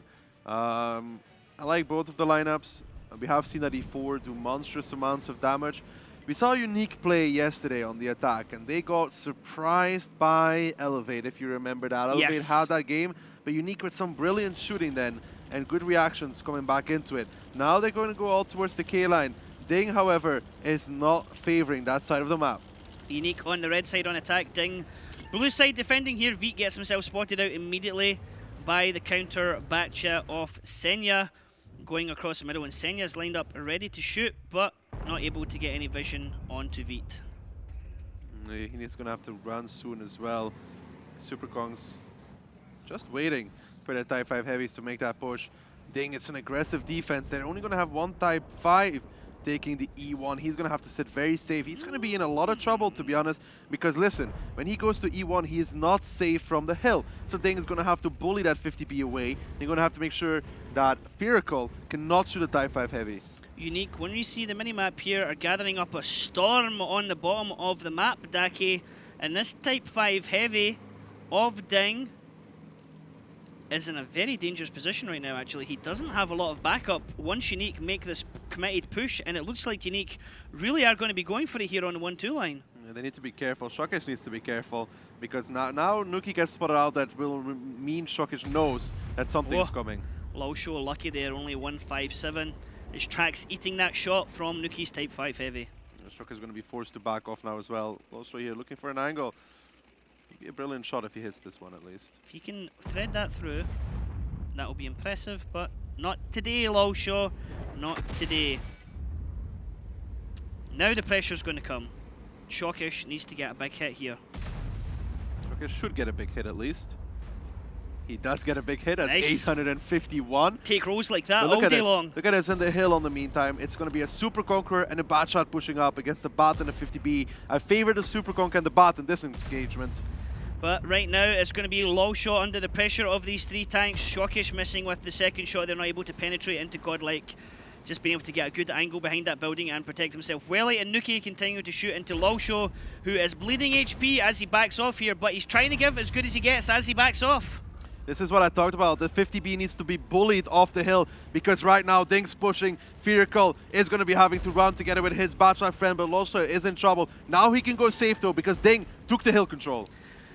50B getting pushed off of the hill. He runs away. He's safe. He manages to take away with no damage, but they're continuing to push here, Daki. They're continuing to chase the Super Conqueror and this Batchat chasing the 50B down off the hill. The Batchat ahead of him running away, and Unique are starting to pull their tanks away from this area. They're effectively being pushed out of position by 3 tanks of DiNG. Yeah, this is control here for DiNG. They have all the angles. They have the crossfire as well, but Laosho still in trouble in this Type 5 heavy. Unique now kind of locked in this bottom corner of the map with nowhere to go. Nice connection there from Mary on Veet as he moves across the middle row, and Unique are now pinned down into this corner.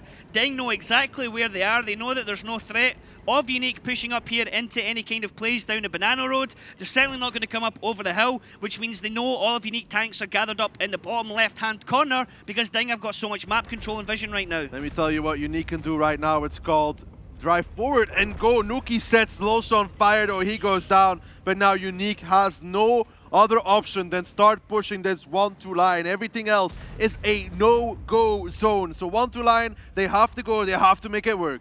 Elian setting himself up here to get a shot on anyone crossing in front of him as another big hit went into Godlike there from Shoki's coming off reload. Mertorius takes a shot, gets a dead loader in that area, and he's Super Conqueror trying to fire across into Mary. Now Shokish backing off around the corner in his E4. It's the Shaman is going to continue to push up. Shokish gets one over, but doesn't actually penetrate here in the Shaman. Bit of a misplay there. Yeah, Senya in the meantime trading off with Firacle on the bottom side. He needs to be careful because there could be a Bat Shot joining rather quickly. Zafar needs to get over there as well because Senya is going to get clipped by Firacle, but it's not enough to kill him. Firacle taking multiple shots there from Senya, backs off, but Senya is down low as well, so Senya needs to make sure if he's going to continue this fight that he does damage and gets himself away safely, but Senya's down on his own in this situation, and the problem is that Firacle, once he comes off reload, he's going to want to take the fight to Senya. Hulknik is alone as well. He's going to get pushed by a Bat Shot and a Super Conqueror. DiNG kind of a little bit too split around the map. Hulknik is going to realize what's happening now, and DiNG now needs to commit on 1-2 line. Firacle surviving on 95 HP as Nuki is over on 3000 3,000 HP. Shockish over 3,000 HP. His damage has been done by both teams, but Unique right now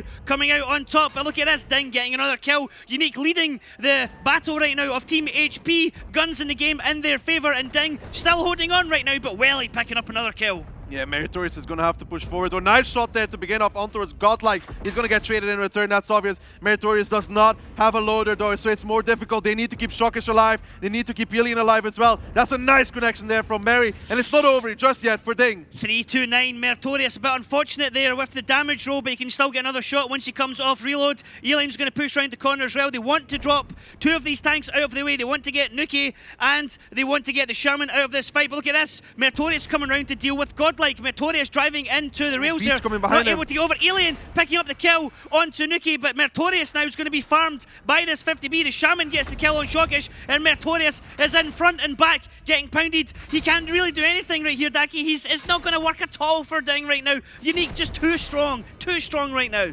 Unique getting the crossfire across, and that is just DiNG falling apart. They had the better setup, but Unique just with the better rotations. A little bit too many openings left for the side of DiNG. Hulknik alone, and then Senya alone as well, and then Meritorious in a three-way crossfire.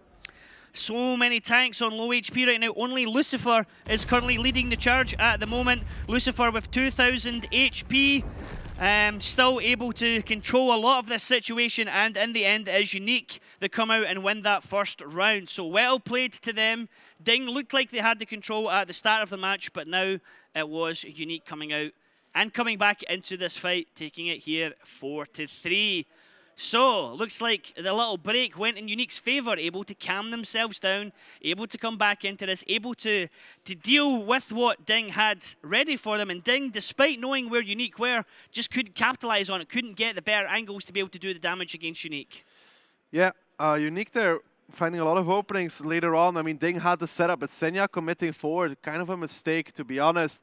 He went to fight with the 50B and didn't kill him. Zafarden forced to come across as well to help, and Hulknik not covered anymore by any of its teammates. Got flanked by Veet. Veet played that very well in his batch right over there, and then Veet got to flank Meritorious as well. I strongly believe Mary had to already push across the open to go kill Godlike. Ignore the Super Kong pretty much, kill Godlike, and he'd be in a safe position now. He left himself exposed to not one, not two, but three different angles. Okay, now let's see, how can they come back into this one? Are Unique going to bring it back tie? Are they going to bring things level here on Himmelsdorf? It was a DiNG pick. It was DiNG's choice here, but not working out in their favour. Now, Unique looking calm. Let's have a look back here on what's happening. This is Mary near the end, just kind of caught between two angles here. Veet coming around the back and getting shots into him. I wonder how much different that would have been if Mary didn't have a dead loader. Reload would have been quicker, obviously, but I wonder if that would have actually affected any of those engagements, able to get any kind of vital shots in before a teammate. This is Firico taking on Senya. Firico came off reload. Senya was reloading, didn't have an extra shot. 415 did get an above average roll there, but Firico surviving on 95 HP during that exchange. Yeah, and Firico was over 900 HP, so there isn't a real way for him to get that kill unless he high rolls twice, which is very unlikely. So that was good stuff here, and they needed to keep Shockish alive, which they didn't. Veet picking up a kill there on Alien, and now looking here at Welly, you can see the kind of emotions there on the players. Unique starting to look a bit more kind of into the match. Able to get their focus here. Big match for them here to be able to get through to the finals against Tornado Energy. That will be a massive thing for them, considering the team only came up from Silver Series 2 seasons ago, so they didn't participate in the first season, participated in the second season, able to get through to the Russian finals, but then after that they were not able to, well, they're here once again, so, you know, 2 full seasons, if you like, under their belt, a full season and extended season, and now they are where they are. Good stuff from them, bringing it back to 4-3. Now DiNG is going to transition to the attack. This could be Unique, bringing it back all even, to be honest. I mean, DiNG had, I think, tactic-wise, I think DiNG was ahead, to be honest. I think they had the better read, but then a little few openings, too many left by them, gave Unique the opportunity to come around, pick up a kill here and there, and actually find Hulknik and find Senya, and then Zafar and a Super Kong far away. DiNG should have had this, but I think they kind of panicked a little bit. Yeah, a little bit, yeah. I mean, the thing is here is whoever wins this match, they're guaranteed to be going through to the finals on the 23rd of December. Then they can sit back. Also, once they win this match, they can sit back and watch the next match to find out who they're playing, which is going to be either Tornado or Oops. But never mind, that's going to be then. This is now, it is Himmelsdorf, it is Unique versus DiNG. DiNG currently leading Unique 4-3, but Unique looking to come back into this one. DiNG on the attack, Unique on the defense. Daki, what do you make of these lineups? A lot of super conquerors for Unique. We've seen this kind of before. Remember when they played against Elevate, they had the double 50B crossing. Now, I want to see how DiNG reacts to this, because I don't think Unique is changing it up. DiNG looking to try and get their extend their lead here to 5-3. Unique desperately trying to hold on, get back into this action. DiNG on the blue side attacking here, Unique on the red side. Defending, Unique immediately going for 1-2 line control. Yeah, this is what they did yesterday as well, though. The double 50B will be moving over to J1. We saw what happened to Positive. DiNG, however, is having none of this, as they are all going over the hill. So, DiNG, how are you going to play this one? Or more likely, how are Unique going to come back and react to this one, Daki? I mean, Unique will just move as a ball of death around the map. They have the Super Conquerors to do it. Senya was just spotting here. Didn't see anybody cross over. It's a lot of information, actually, for DiNG. Not seeing anybody tells you as much as not seeing, as seeing everybody. Especially when nobody crosses over to A6, you kind of know that they're all 1-2 line in some sort of and you way. peek and you're not spotted, then you can immediately tell your team, you know, no one's here, or no one has vision at least on that area. Godlike moving up here to cover the hill on his own. Be able to spot these Type 5 heavies just as they reach down into the corner.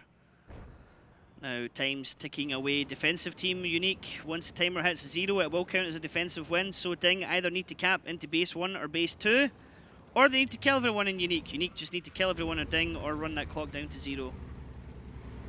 DiNG is taking it slow, though. They just want to make sure that there's no traps anywhere from Unique. They know that the double 50B could have crossed over if they wanted to. Shockish checking all the angles. It's very slow from DiNG. Gives Unique a lot of time to rotate back if they want to, but you can see Unique is just set up to defend 8 line. They'll only come back when DiNG comes off the hill. 50Bs on the minimap here down south at J1, but right now we're looking at DiNG moving down the hill, leading with Lawshaw. He's actually going to go down on his own initially here. Nobody else with him. Unless they're just waiting for the other tanks to catch up. Once they get across in this area, Daki, is DiNG going to be able to take this fight? Are they going to be able to come out on top? Or is Unique just going to have the better tank lineup for dealing with what DiNG have? Depends what DiNG goes for here. If they go for a quick cap or they want to play it out slow. I think Unique, with all those Super Conquerors, have a little bit of an advantage because they can just DPM away the tanks of DiNG. Shot coming in. Trading each other damage, no real big hits coming in, but there's a lot of information going in. And look at this immediate reaction here from Unique pulling their tanks up. They're going to bring the Super Conquerors back, but not all of them, because they're going to send a Super Conqueror 250Bs, trying to get over to the Banana Road, try and catch DiNG here in this round in a pincer movement. And DiNG need to try and decide once this happens, they're just going to pick a side and go for it, because if they get caught between 2 different angles, it's not going to go well in this team fight. I think Senya is just going to go sit on the cap right now. Might even push past Godlike, not looking like it. He's going to sit on the cap. DiNG has control over the A-line, though. They can start capping and force Unique to make a reaction, because Godlike cannot cross back over. He cannot go towards A6. So DiNG here with a good setup, double Type 5, covering the bad shot. Yes, Unique is rotating through the hill with a double 50B, but they can't really do much if DiNG is covering the angle. Firico gets a shot into Mertoris. There is return fire from the tank beside Mertoris, but doesn't connect into Firico. Look at that, Firico already immediately reloaded. Big strength of these Super Conquerors is their DPM, their damage per minute is extremely strong, and this is one of the reasons why you see this tank being picked a lot of the time in most lineups on most maps. Finally, Zafar will be moving towards the 0 line to cover the hill. There is still cap pressure. It's taking a while, though, so that gives Unique time to figure out how they want to make this commitment, because they're going to have to make one somewhere in the next minute and 12 seconds. They're going to have to push. They are going to go over the hill with double 50B. It's probably going to be a pincer. Get the 50Bs to push, and at the same time push from every other angle, trying to overload DiNG. There is a tank up on the hill, able to give his team information. Nice shot there into Firico. His return shot doesn't do damage. Now, tank pulling off of the hill. They know it's coming. If DiNG can take the team fight now and do it quickly, they'll be able to do it without these 50Bs. The problem is that if DiNG don't drop at least 2 tanks during this fight, and if 50Bs come in behind him, DiNG is going to be between a rock and a hard place. DiNG is pushing right now. They're going to put everything on the cap because they know the 50Bs are coming, so they're going to try and overload Unique and make it so they can't reset anymore. 10 seconds left on the cap. Unique, you're going to have to do something really quick because DiNG have just pushed everything into one basket. Unique having to commit. All their tanks coming around the corner. 6 seconds left. They're going to try and get round the back, but it's not going to happen. There is a reset coming in. Now DiNG need to take the fight here, and they need to push it hard because the 50Bs are isolated. They're not in the fight. DiNG, you need to start dropping tanks. You need to start doing it quickly because you're going to lose the tanks first. You know, Godlike now getting set on fire. He's going to burn down, and that's DiNG taking the first tank here. They put everything on the cap, and it might actually work out for them because Nuki's surrounded right now. Firacle is a lot of HP, but he's in the window. Nuki gets blown up. The 50Bs from Unique trying to scramble. Senya now going to push towards Firacle in his Super Kong, trying to make a play, and this could still be DiNG, but they need to get Firacle. Senya gets off around the corner as 50B's feeling into the back of him. He's shooting multiple Type 5 heavies, but now he's on a reload. They're going to try and drop Firacle now. Laosho and Senya coming round. Firacle wants to shoot Senya. He misses the shot. Laosho's going to come round and he gets dropped as well. So Firacle is down. It's now Senya picking up that kill. DiNG with 5 guns against 3 of Unique. And this tactic from DiNG worked in their favour. Welly's trying to come down off the hill, but Welly is on the reload. Veet is down below him. Veet doesn't have any support because Lucifer's still on reload and he's trying to run a different way. Cap pressure continuing here from DiNG. It's now 30 seconds left. Veet gets himself shot here. He is tracked as well. Another shot might kill him off and then he'll be left on his own. Lucifer and Welly. Welly is now taking damage. He's got a dead driver. What can you do here, Unique? You're trying to come back into this fight. DiNG still with 5 guns though. Hognick taking a couple of shots. Shockish now over 3,000 damage in this fight. Lucifer with only 2 shots left. 3 seconds left on the cap. As the reset coming in, there's no angles for it. 4 seconds. Reset does come in, but Welly is killing himself for this. He's the only tank left for him, and DiNG are going to pick up this round and take the lead 5-3. Yeah, good stuff there from DiNG coming out. They made the commitment and they made it work. The 50Bs kind of late coming from the side of Unique, and then the tanks from Unique that were on the reset got focused out. Godlike trying to find an angle as well on towards the Bachar of Senya. Good shielding there, got set on fire, and then DiNG just continued the push, and the 50Bs from Unique just not being able to do enough damage on towards the tanks. That was a good play there from DiNG. I think if they do it 3 seconds earlier, there is no more reset. I think if they push in 3 seconds before that, they can block everybody from Unique. It was a really good play, just a little bit late, but it still worked. Yep, it was a good read from DiNG as well, like knowing they had that situation, knowing that, like you said, the 50Bs weren't in the fight, forcing the cap, which immediately, you know, the cap timer went down straight away to 10 seconds. Unique were like, oh crap, we have to go all in, but there was like so many DiNG tanks in the cap circle, they were then having to spread shots against multiple tanks because it wasn't necessarily clear who had all the capture points at that moment, and then DiNG, just in the ensuing melee, were able to take down individual tanks, and they were able to just say, okay, now the 50Bs are behind us, let's get ourselves safe, turn around and deal with the single shores. Yeah, Unique now down 5-3. DiNG just need one more round to bring it to match point. They could have had match point already at this point. And Unique, I mean, I really wonder. I mean, I hear all this talk of Tornado, of Unique, saving strategies, waiting for the right moment to use them. When they're are they going to do it? 4-3 down. It's Himmelsdorf. They had a lot of time to prepare. Where is their new strategy? Because this one was exactly the same as they ran against Elevate yesterday. Not a single change. Is it a case of Unique just saying to themselves now, haha, now we have DiNG exactly where we want them. DiNG now think that they have a good lead ahead of us. Now it's time to turn it around. I don't think that's going to happen. This is exactly what DiNG said they wanted to do. They wanted to get early pressure. They wanted to continue the early pressure. And now they're in a situation where they're leading Unique 5-2. I mean, Lucifer was not even in this fight for most of it. Firacle as well, hiding back, like not wanting to peek. Unique has already lost 3 guns, and this is the moment that Lucifer shows up with that 50B. The timing play from DiNG was there. If they did it 5 seconds earlier, they would have capped out. But even now, they still hit a gap where Welly was able to clip, but Lucifer didn't do anything in the initial fight. He was only able to get a clip when 3 tanks died. If he's there together with Welly, they blow up the first target. Shockish never makes it around the corner, and then they blow up the next guy as well. So if DiNG didn't make, if they did it 5 seconds earlier, they would have won by cap. If they did it 10 seconds later, they would probably all die in a ball of fire. Yeah. Now, DiNG Kazna yesterday was 7-3, but every other match was 7-2. Are we about to get another 7-2? Is that going to be a common theme here between the quarters and semi-finals? Because then if that's going to happen, then obviously that means Oops are then going to smash Tornado in the next match 7-2, which is exactly what we want. We want to see an Oops DiNG final. Daki, that's what you want as well, because you're going to be casting the finals and you want some buddies to hang about with in Moscow for the next week. Yeah, exactly. You know, Mojo's all cool and well, but you know, change of spice is life. Bit of spice, variety is a spice of life, as they say, Daki, indeed. Now let's get this one on, Daki. We're going now into Ghost Town. This was Unique's pick, and they're going to have DiNG starting off on the defense. So DiNG currently leading Unique 5-2. DiNG looking for that vital match point. Then it's only going to be one more round to win this one and put themselves into the finals. Can Unique come back into this? DiNG have a bit of breathing space. One way to find out, Daki. Let's jump into Ghost Town and see how this one goes. Yeah, it's going to be a hard one for DiNG, I think, on Ghost Town, because Unique has done very, very well so far. I like the way they play it. If anywhere is going to be the map they turn it around, it has to be this one. DiNG on the blue side, defending. Unique on the red side. Boosting solo? Attacking. Hulknick, I think, can do this solo. I've seen him actually. He can do it solo, can you, if you just go one way? There's like one way to do it and one other way not to do it. It depends. Let's see. Kind of curious, because everyone. Just going to go forward everybody to else like so far A4. everybody else so far we've seen do it with boosted. Yeah, I think he's going to actually just go up to A4 and not go the way. Oh, nope. he failed. No, Hulknick. Just when the camera came onto you there. Unlucky, mate. IS7's both spotted out here for Unique.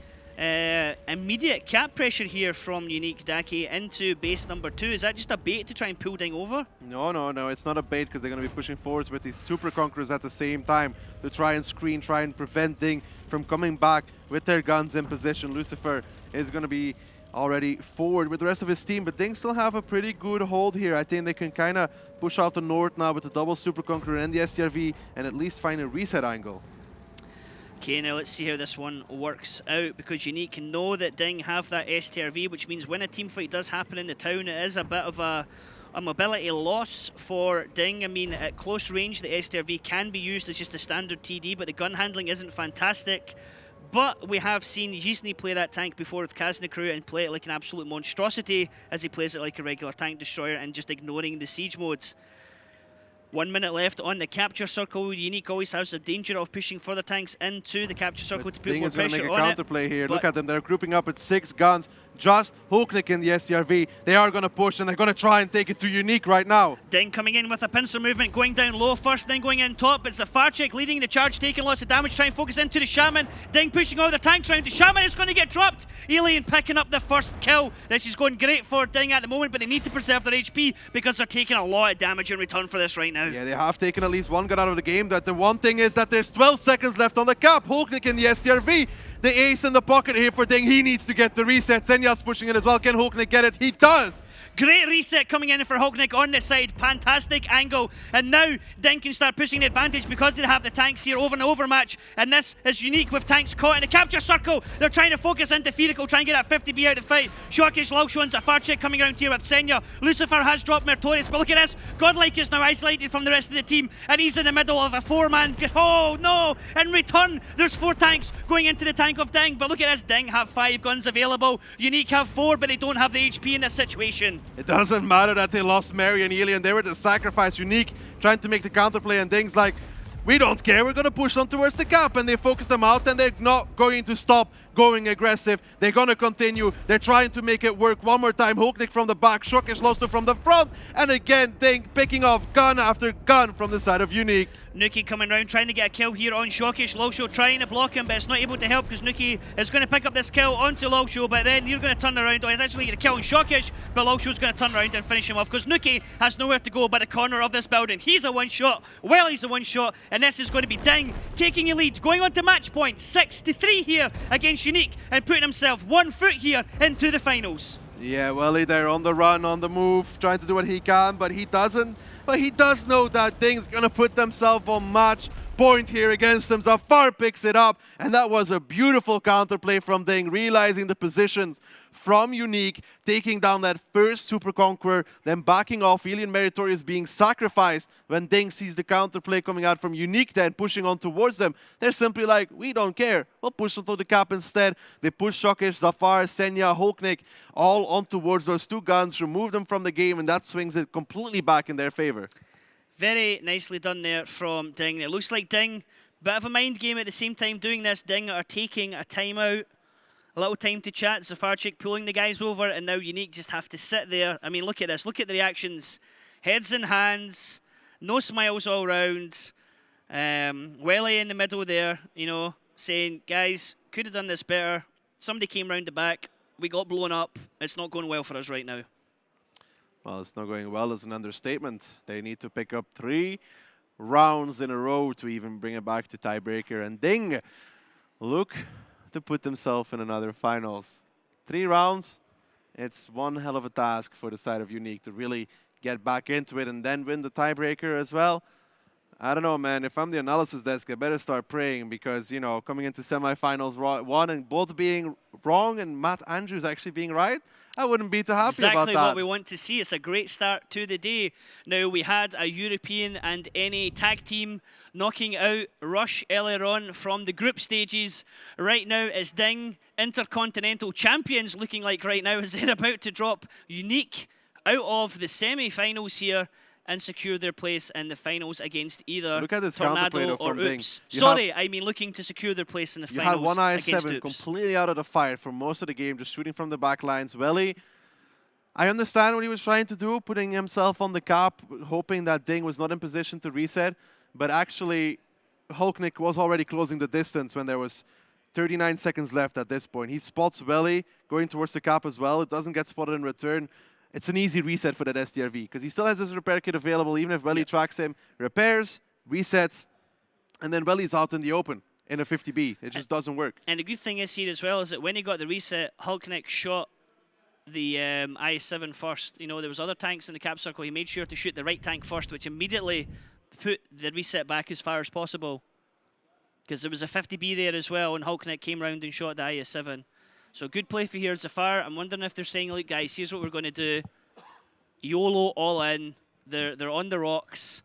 Or he's going to say, like, here's what we do. We're going for Operation Razzle Dazzle, Pocket Pick, something that nobody saw before. Because, of course, Dake, DiNG don't have any new strats right now, do they? They've shown everything. Unique's just keeping strats for the last 2 maps. Oh, well, wait, we're already in the last 2 maps. Maybe they're keeping strats for the last map. If Unique have something, they're going to have to pull it out the bag. Don't worry, they're keeping their strats for the tiebreaker. They're keeping their strats for the tiebreaker. Right now, we have another round to go on Ghost Town, and DiNG could win it here. They could secure their place in the semi-final. If it doesn't go this way, it's going to be going into Mines. DiNG on Mines. Hello, EU chat. Enjoy that one. I don't think it's going to get to that stage. Now, Unique under pressure, exactly what DiNG wanted to be doing. Well, we said they were going to put them under pressure in the first 2 maps. It did kind of happen that way, but it continued after. Shocker is there, 4K in a Super Conqueror. Great stuff from him, but also Alien as well coming out, doing very well. All in all, DiNG just having the better play because they found the first pick and then left the IS-7 in the south side of the map all by himself. So there was that as well. They left him over there. They already got 1 extra pick, and then Unique just overexposed everywhere. Well, it's unfortunate right now for Unique. This could be the second Russian team to be dropping out this tournament right now. DiNG looking super strong. Look at that, 91% of hits during that fight. DiNG making sure, and then 92% penetration. Unique just unable to stand up there during the team fight, and it's unfortunate because Unique are a strong team. We expected a lot from them, and to be fair, they have actually done a great standing here for their first international tournament, getting through to the semi-finals. But things may be about to change because it is round 2 here on Ghost Town. DiNG currently leading 6-3, looking to get through to the finals here. They're going to be attacking. Unique are going to be defending. Can Unique hold on here? I don't know. Let's find out. They have an STRV as well. A Mouse, double Super Conqueror, Bat, double 50B, DiNG with a pretty standard lineup, triple Super Conquer, 97, double 50B and a bot. That's a lineup that can go north, that's a lineup that can go middle. We've seen what happens when you play against the STRV though, so it's, I don't know, unlikely that DiNG goes north, but they could be counting on Unique tilting. I doubt it though. Okay, and here comes the push from the tanks. DiNG starting to move through the town slowly, splitting their tanks north and south. Batchat going all the way up north. Lineup here from DiNG does have only a single IS-7 Daku, so it doesn't initially, to me, say that any potential cap shenanigans here. They do get Nuki up, that's good stuff there for the side of Unique. But yeah, no cap pressure for DiNG to start with. It's the standard setup here really for Unique, controlling all the angles. We'll have to see how DiNG decide to deal with it. We saw other teams fall to pieces already when they played against Unique. So let's see if DiNG figured out the way to break it.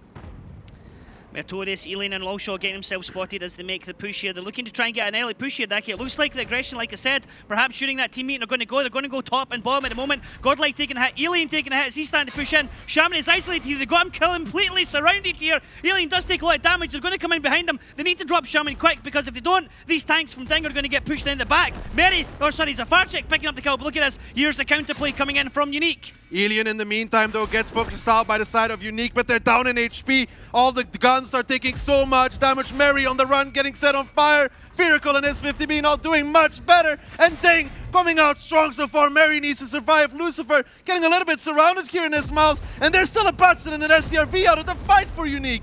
Firacle, 29 HP, but still in this fight. Zafarczyk going to come round to take shots into the back of Lucifer. Lulshaw backing off because he's on the reload. Senya backing off in his batch on the reload. Zafarczyk might be able to pick this one up and get the kill on Lucifer. Lucifer is over 3k damage, but it doesn't matter because that's the last he's taking part in this fight. There's only 4 tanks left of Unique. 4 tanks left to survive and stay in this tournament, but DiNG looking so strong right now. They still have 6 guns. They are still able to continue putting on the pressure, and there's only 2 tanks left, and this is it. Done and dusted. DiNG, DiNG. We have our first finalists for the day.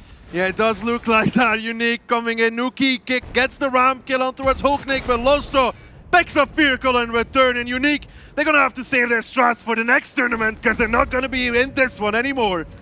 Nuki now left with nothing but a hope and a dream. The caster predictions are correct, the analyst predictions are wrong, and DiNG are going through to the finals on the 23rd of December. At least one European team in the finals. The second one gonna join them after Oops smacks Tornado. We can hope. But yeah, can't wait to hear and see what our lovely analysis desk has to say about this one. Because, you know, going with Unique, 7-3, looks a little bit one-sided to me. 7-3 indeed. We said yesterday that the Kazna crew and Kazna crew DiNG match were the only one that was 7-3, whereas everything else was 7-2. Now we have a 7-3. It's a strong showing from DiNG. Perhaps expecting that Unique fight to go in a bit longer, but smiles all around. Unique did put up a good fight. Another thing to consider here as well, Daki, is the DiNG are in their minds going, hey, bit more money for this one, boys. Guaranteed second place at least. Zafar's just happy because he's finally winning something. Whoa, whoa. Interesting to see a go-hard player on the winning side in an international tournament. A go-hard player making it to the finals, that's the first time. That is indeed a first time. I mean, finals of Silver League perhaps, but in an actual tournament, that's a unicum. It's the team handler there from DiNG. Super happy to see that her team are winning. Anna, the player, organizer there, making sure everyone is where they need to be at the right time. Also happy for DiNG. She did used to work with us in the Wargaming office in Paris. But yeah, great result there for DiNG. You can just see here, just too strong, coming out hyper aggressive here, just pushing right into Unique, not giving them any time to breathe. DiNG took a lot of damage for the fight, but the immediate isolation, dropping that first tank, the STRV not able to come into fight. I mean, it's in close quarters. It's a difficult situation to try and deal with anything here. And DiNG finishing that one, coming out on top. Exceptional play from the European champions. Now they can sit back and watch the next one. Are they going to be joined by Oops, or will they be joined by Tornado? Well, it would be something special to see Europe versus Europe knocking CIS off the throne. Not once, not twice, but 3 times already then in that case, because, you know, Oops beating Rush in the groups, and then, you know, DiNG beating Unique, and now maybe Oops beating Tornado. Something we haven't seen before. If we can get an all-European final, that will be absolutely fantastic. And to be fair, it would be well deserved. Not taking anything away from Tornado, they are a fantastic team, but in this tournament, Oops have played exceptional, and they've already knocked out one Russian team.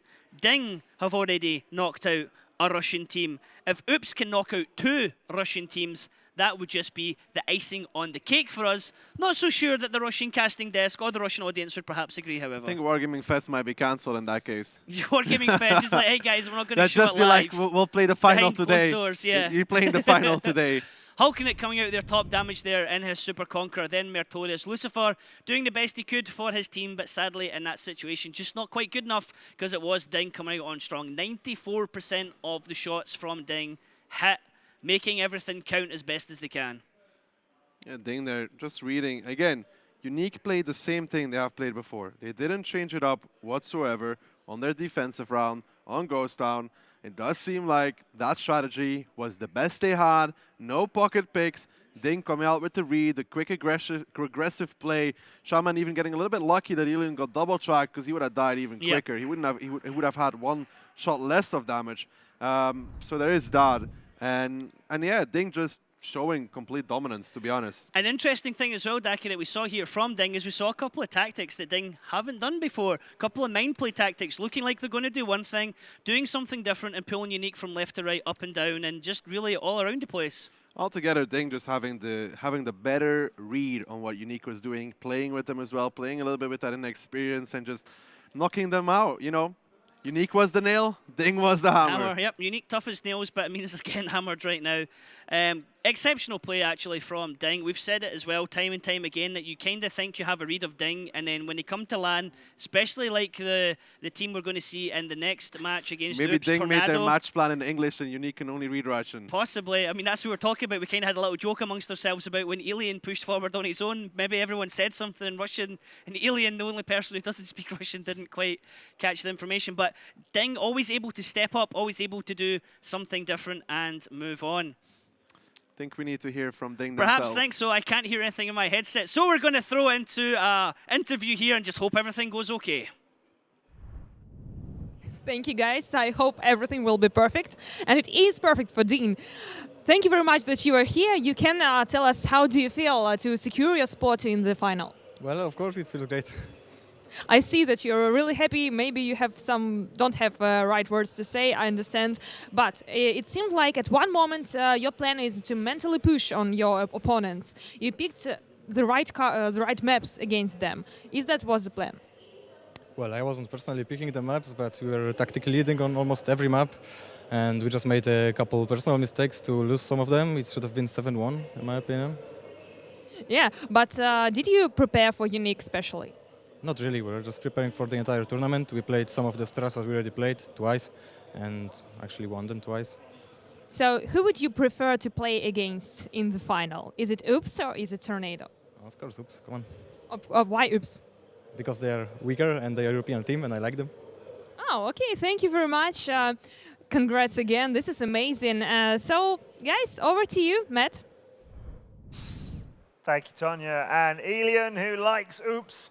And partly because they're European and partly because he thinks they can beat them, which is fair enough. This is competition, after all, at the very highest levels of World of Tanks. The first of our grand finalists are your guys again, DiNG. Hulknik, here we are. Hello. We've done this a few times, haven't we? Yeah. We'll get you a chair and we'll make sure you've got your drinks here and make sure you're all comfortable. So congratulations. Thank you. Through to the final battle, grand final, next weekend. Oh, yeah, we're so happy. Yeah. Like we can spend 1 week free in Moscow, doing some shopping, some bars and all that stuff. That's how you prepare Yeah. for playing either Oops or potentially the world champions. A little bit of shopping and some kicking back in Moscow. You guys look so pleased. Obviously, you're going to be pleased winning a big match like that. But on the stage right there, as soon as that game was done, that was a team who looked so happy about it. And Elian and all of you guys are really, really excited about that win. Yeah, just because we spent so much time for preparation. We trained so hard before this tournament. We had like 2 full weeks and 10 or 12 hours per day. Every day? Every day, trainings Right. without rest and all the stuff with new captain. It was difficult in the beginning and like now we see the result. There you go. So that's why we are happy. Because Hard work pays off. Yeah. Always delivers. And that was really exciting. Elian thinks you should have won it 7-1. Yeah, we won by tactical stuff. We won them 7-1, but just a couple of players did some mistakes, like died with 0 damage and all this stuff, and that's why we lost. I believe Sand River we lost because Mary had bad timing and he actually died for free. And other rounds like Runeberg. Elian got picked off a little bit easier on that one as well. Yeah, also, and Runeberg attack, we made so much damage on them before we pushed, and then it was best decision to push there, and also Yak Panzer. Yeah. It was fail of Yak Panzer because he was staying wrong on its cap. So it was an aggressive game by DiNG, wasn't it? Yeah, Hulk, I have to ask, who do you prefer to play with now as the captain, Break or Zaf?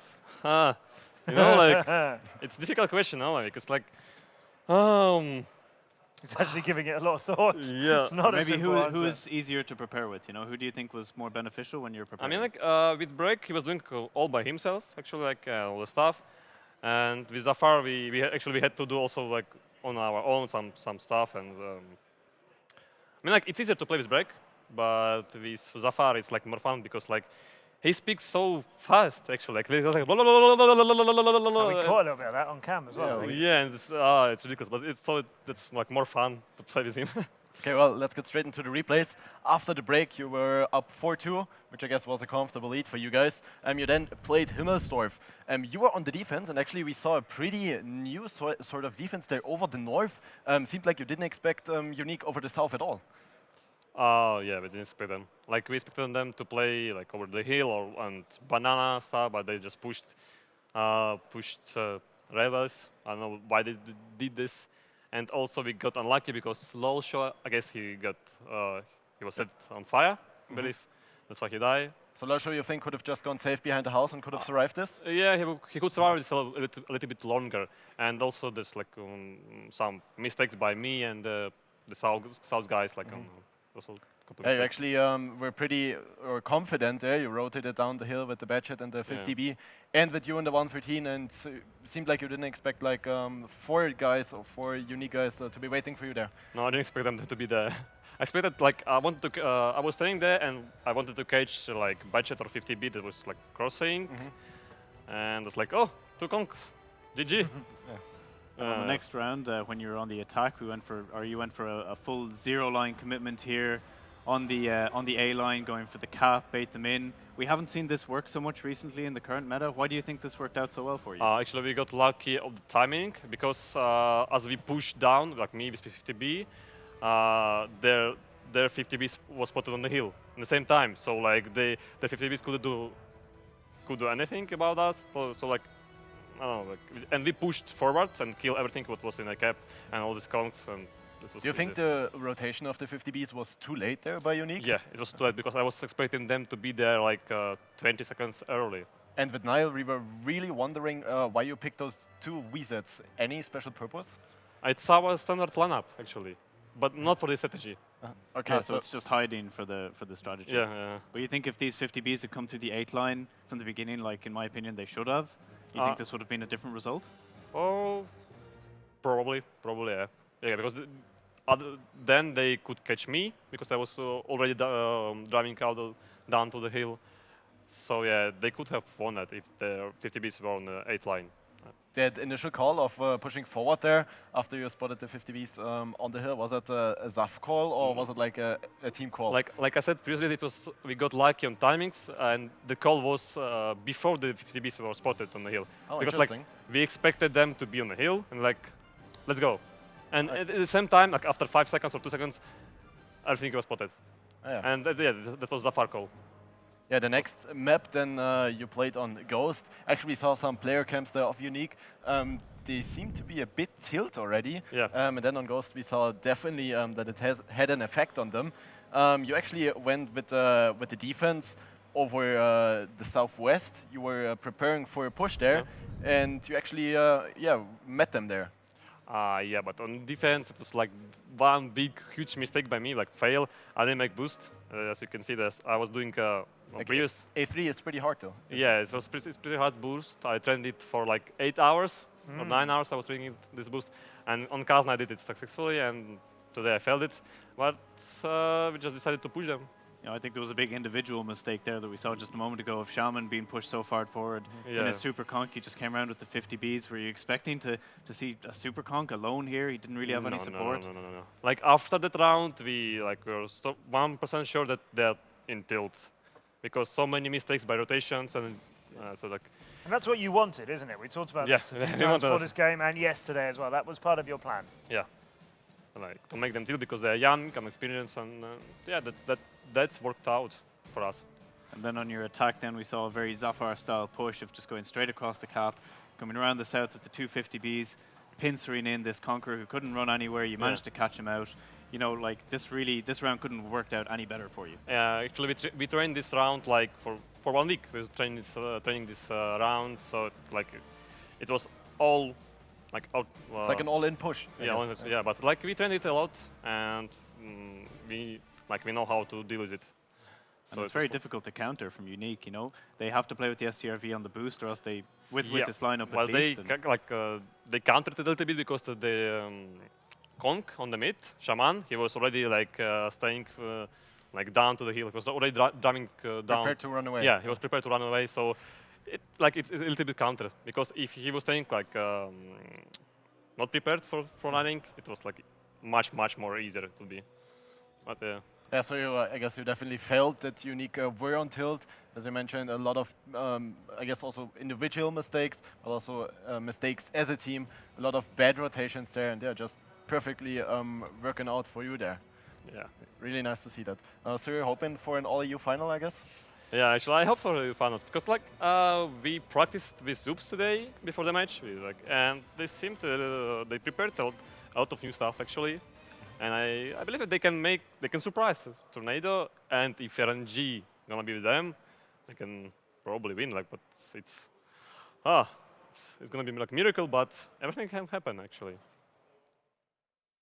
So I really want to see EU finals here. So for this next week now, how is it going to be possible to do training for the final, seeing that there's no teams? You know, what can you do? It's just all map training really, where you're just driving around and training rooms? No, there's actually one team who can train with, but I cannot say it. Oh, okay, it's secret info. You've got that arranged in advance? Probably. Okay. I can think of somebody, but let's not talk about that. I also said you would like to experience Moscow a bit. I mean, didn't really have so much time during the week. Yeah. I guess you were also busy with trainings every day and with the matches, of course. Or was it different for you? No, we had almost no time. We went to the venue at 11, 12, and then we go back to the hotel at 23 p.m. Yeah. So we had almost no time for the Moscow. Do you prefer, as a team, to keep going through a competition and go to the next day and go to the next day, or are you looking forward to this little bit of rest? And are you actually going to take time out, or is it mostly going to be focused on more practice? For us, we want to just play. Doesn't matter. Even now, we'll go to our room and play randoms or I don't know what else, because we like this game, you know. Given the choice, if the final wasn't at Wargaming Fest on the 23rd of December, would you want the final today? Would you be like, right, let's do it later on, let's go? Yeah. Yes. Why not? Yeah. Why not? Yeah, well, it's not. It's at the 23rd of December at Wargaming Fest in Moscow. That's where you'll be. And we should talk a little bit now about who you might face in that. It's going to be Tornado versus Oops. That game will be coming up next. It's a couple of minutes away. It's been a really good tournament for both of those teams, but obviously we've seen more from what Oops can do than Tornado. Tornado have been able to hold some things back. You must... I know you said you like Oops, and Elian was saying in the video, we'd prefer to play them in an all-EU final, but it must be quite exciting to think you could be a rematch of the grand final, of the grand finals. You know, rematch is going to be our third rematch against Tornado. First was on Rumble in Moscow, Champions Rumble in Moscow last year, then grand finals, and now it's going to what Kazna Crew feel like to you, it's like Kazna Crew against us, you know, it feels bad, but no, this tournament showed that everything can happen, and we can beat them if we gonna prepare well and play our own strats and all the stuff. Why not? I guess what also goes hand in hand with that, are you still, or do you still have strats or stuff that is really special, and are you still hiding that? Are you gonna put in the entire week to try finding out new stuff or new strats? So yeah, we have new stuff because like as You I didn't said, need to spend it all in that last game, did you? no. Like as I said, we had 2 weeks with 12 hours per day each day, so we had a lot of time to think about new threads. You know, so we had a lot of in our pocket. Let's confirm then our progress through this 5th day of the final battles, as you've just seen in our first semi-final. 7-3, another one of those numbers crops up on the board. 7-3 is what's happened for DiNG over Unique, so that's a good win for them, seeing them through to the grand final, which, as I said, is at WG Fest next weekend, the 23rd of December, live here in Moscow. If you haven't got your tickets for that and you can be in Moscow, you really should come. It's a huge day of everything we love about Wargaming and World of Tanks, and it will have the grand final of the World of Tanks final battle. That's all on the 23rd of December here in Moscow. DiNG are going to be there. You need to pick now. You need to predict now who it's going to be. So my heart saying oops, but my brain still saying Tornado 7-4. 7-4. That's your prediction for that. Okay. That's what Hulknick is expecting. A Tornado rematch then. Thank you very much, Hulknick. We'll let you get back and continue celebrating with your team, who are in such good spirits, as they should be, because you can see it right here in front of you. Our first confirmed finalist for the World of Tanks Final Battle 2017, DiNG, will be at Wargaming Fest next weekend. So let's get into this then. Our last game of these 5 days live here in Moscow. It's been such an amazing event so far. We need to complete the lineup for Wargaming Fest. Tornado Energy and Oops, the Tough Giraffes are with us in our second semi-final.